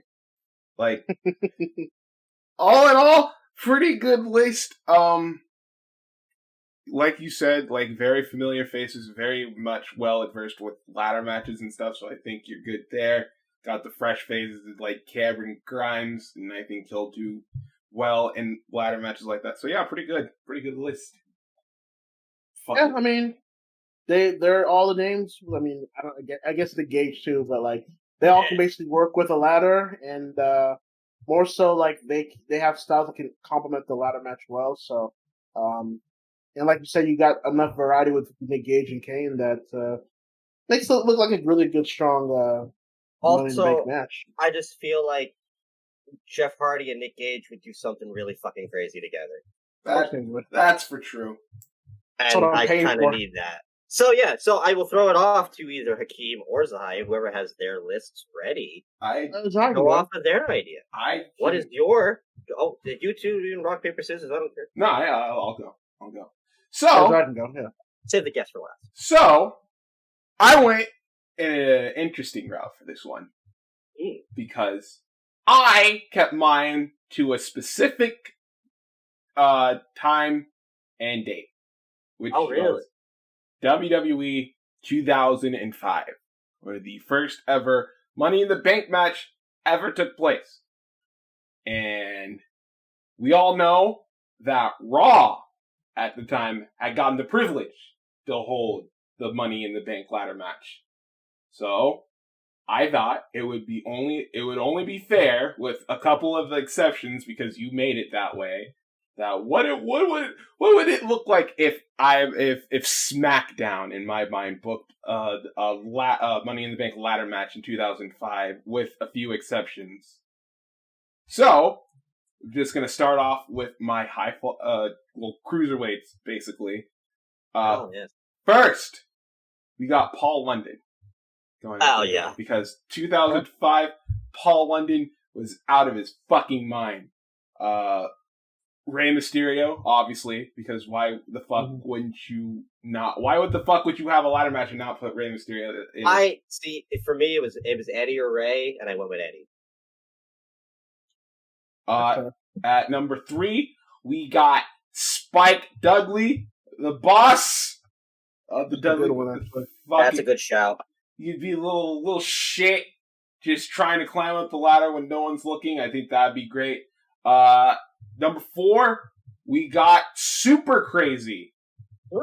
Because I don't think he got a very good, he didn't get his due in WWE. And I think in a multi-man ladder match like this, he'd have a chance to create some really good moments in that. For my big man, I had Big Show, obviously, because he was just like SmackDown's residential big man at that time, unless your name was like fucking Matt Morgan. Well, A-Train? Luther Reigns? I'm not putting fucking Luther Reigns in a goddamn ladder match. Get the fuck out of here. Luther Reigns! No! For my legend, and I know he wasn't in the fucking WWE Hall of Fame, but he was pretty much... Heidenreich? No.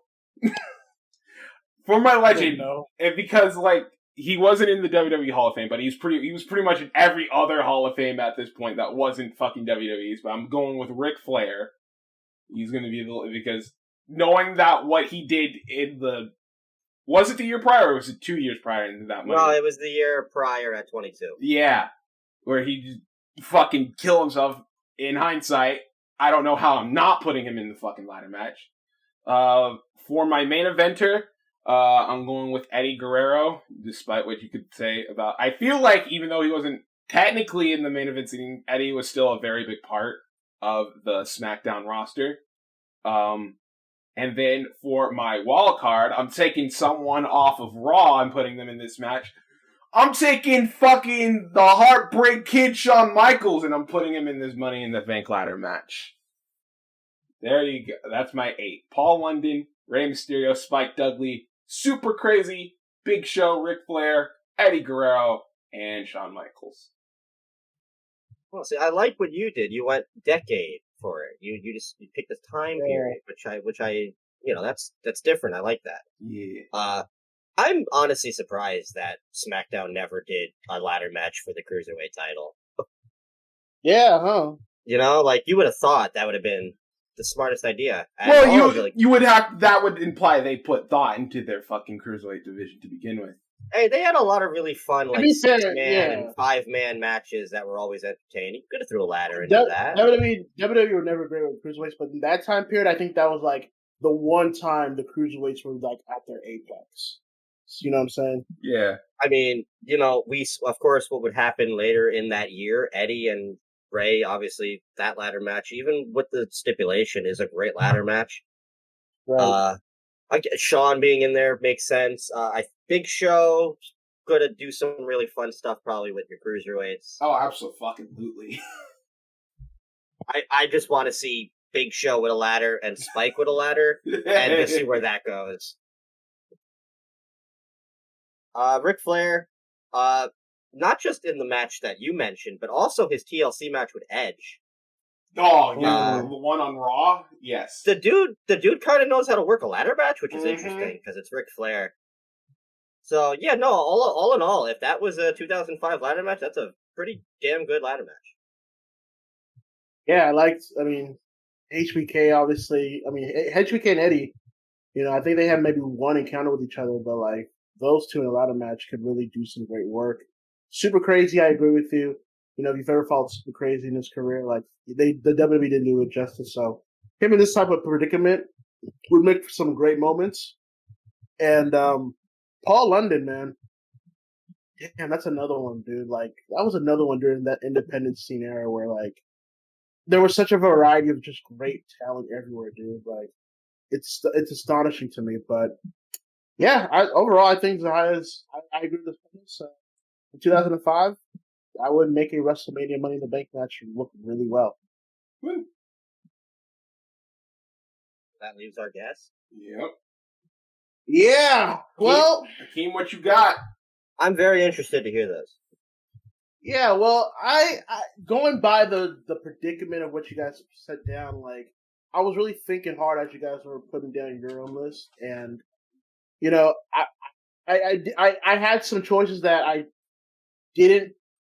Like, I thought would, you know, help as well, but I wanted to kind of go in a different direction in many ways too that might be unexpected. But for my legend, it would have to be HBK, Shawn Michaels. He's one of the innovators of the match. It's kind of, you know, wrong for him not to be in it. Mm-hmm. Big man. I'm gonna actually go with Bam Bam Bigelow. Ooh. I think Bam Bam Bigelow, especially a prime Bam Bam Bigelow. I think he would work wonders in the ladder match of that time with the likes of him. For main eventer, because he was a main eventer in NXT, I'm going with Samoa Joe. Going with Samoa Joe. I think him and Bam Bam could do some great work in that ladder match as well, being the big men of the match. For my 4 high flyers, I've got Kofi Kingston. Nice. I've got the former Evan Bourne, Matt Sydal. Nice. I've got one of my favorite luchadors of all time, Psychosis. Ooh.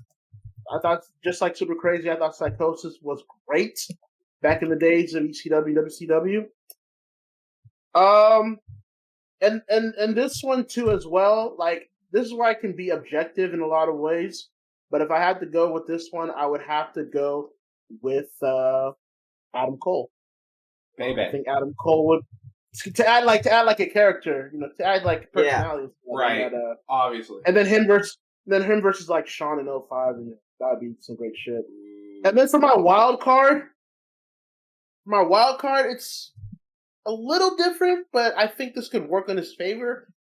For my wild card, it would be none other than one of my favorite big men at the time, Mike Austin. Ooh. I think his wars with Tanaka, it's like I still go back to this day and watch them. So I think you got Mike Awesome, Bam Bam, and Joe as your big men that they can do those type of power moves, but they can still hang with the guys that I named. And then you've got Cole. He's the guy that can add the character along with HBK to add personality into the ladder. But then they can work as well. And then Psychosis, Kofi, and Seidel, they be hitting those spots in the ladder match that can really get the crowd moving. And then them working with the likes of a Bam Bam. I'm looking at fucking Seidel and Awesome. That's fucking nuts.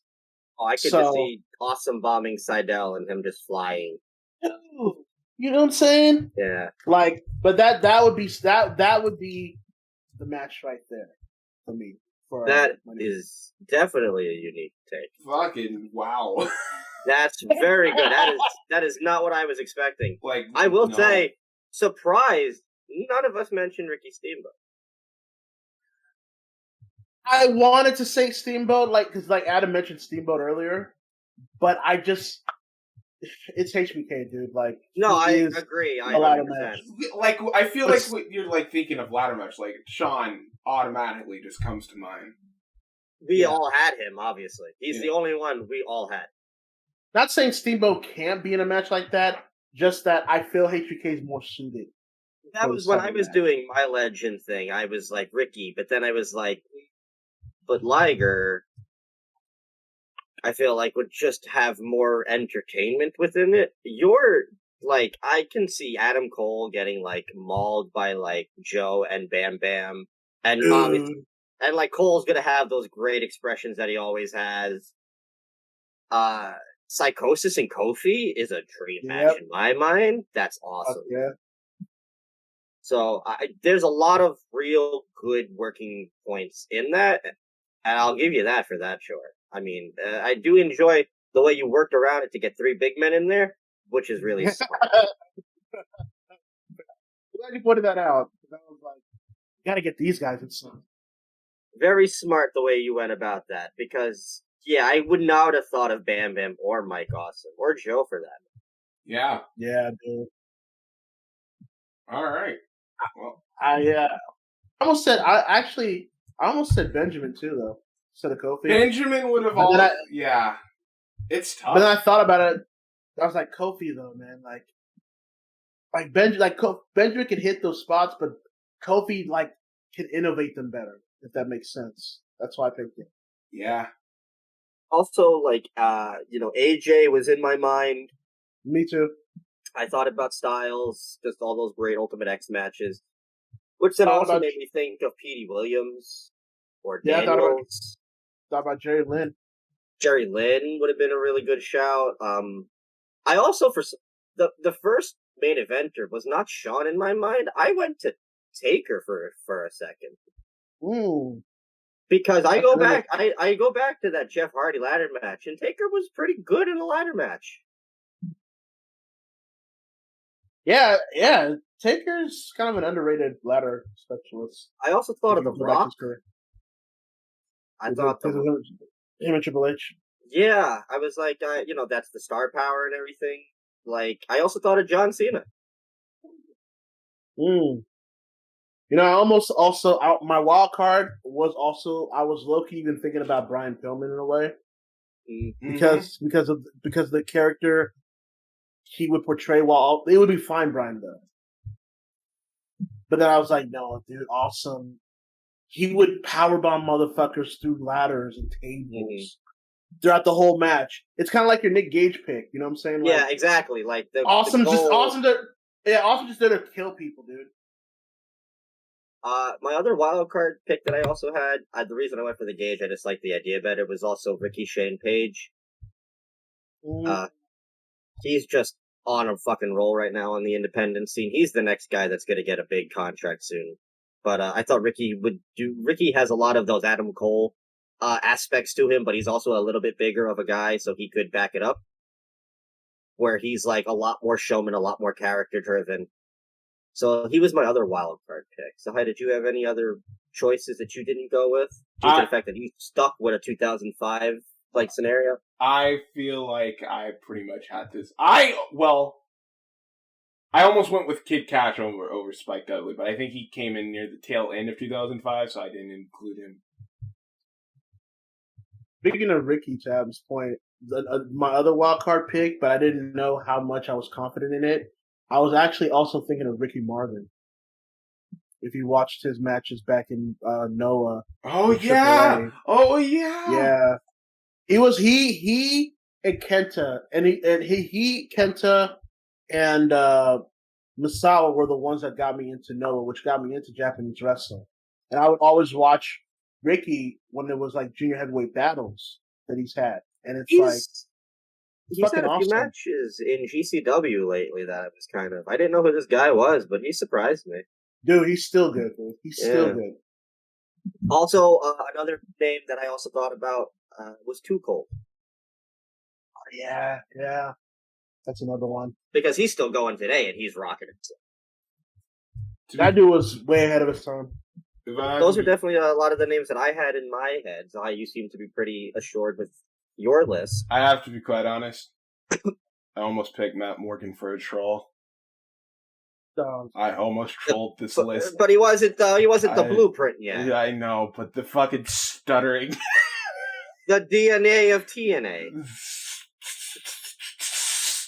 Almost disconnected this call right now. Fucking Matt Morgan. Alright. I'm surprised you also didn't go with Carlito. I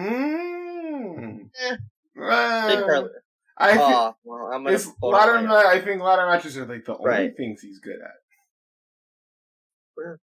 But there you go. Which Carlito would I be getting though?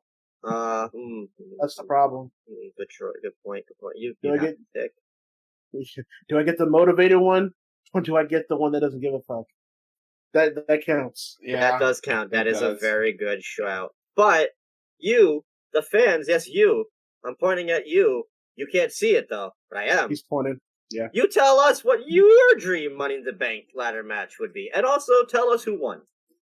What, won? Please. This is a competition? Yeah, it's a competition now. Tell us who won. Please don't write Gargano 8 times. Actually come up with an actual match. Thank you. Appreciate it. Gargano and Johnny Wrestling and Johnny Takeover and Adam! Alright. Okay. With that, I think that's a good place to cut this shit because or else Adam's just gonna go on a fucking tangent. So Johnny Mundo, Johnny Black.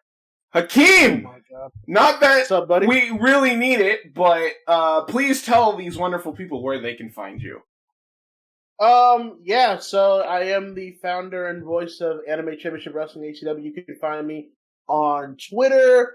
That's the official HCW. Same handle on Facebook. The Anime CW on YouTube. I'm also on the Discord channel if you want to check that out. We have links all around of our social media accounts. If you want to follow me personally, it's at Keem Wins, KEEM Wins, for my personal takes if you want more of this type of stuff here and there. And I also run the newscast, which is run as well. It's the Keemcast out on Facebook and on Twitter. You can also find us on YouTube as well. So I do host my own little podcast as well. But gentlemen, thank you, first of all, for inviting me in here. I appreciate it. I had a fun time. You guys have been great.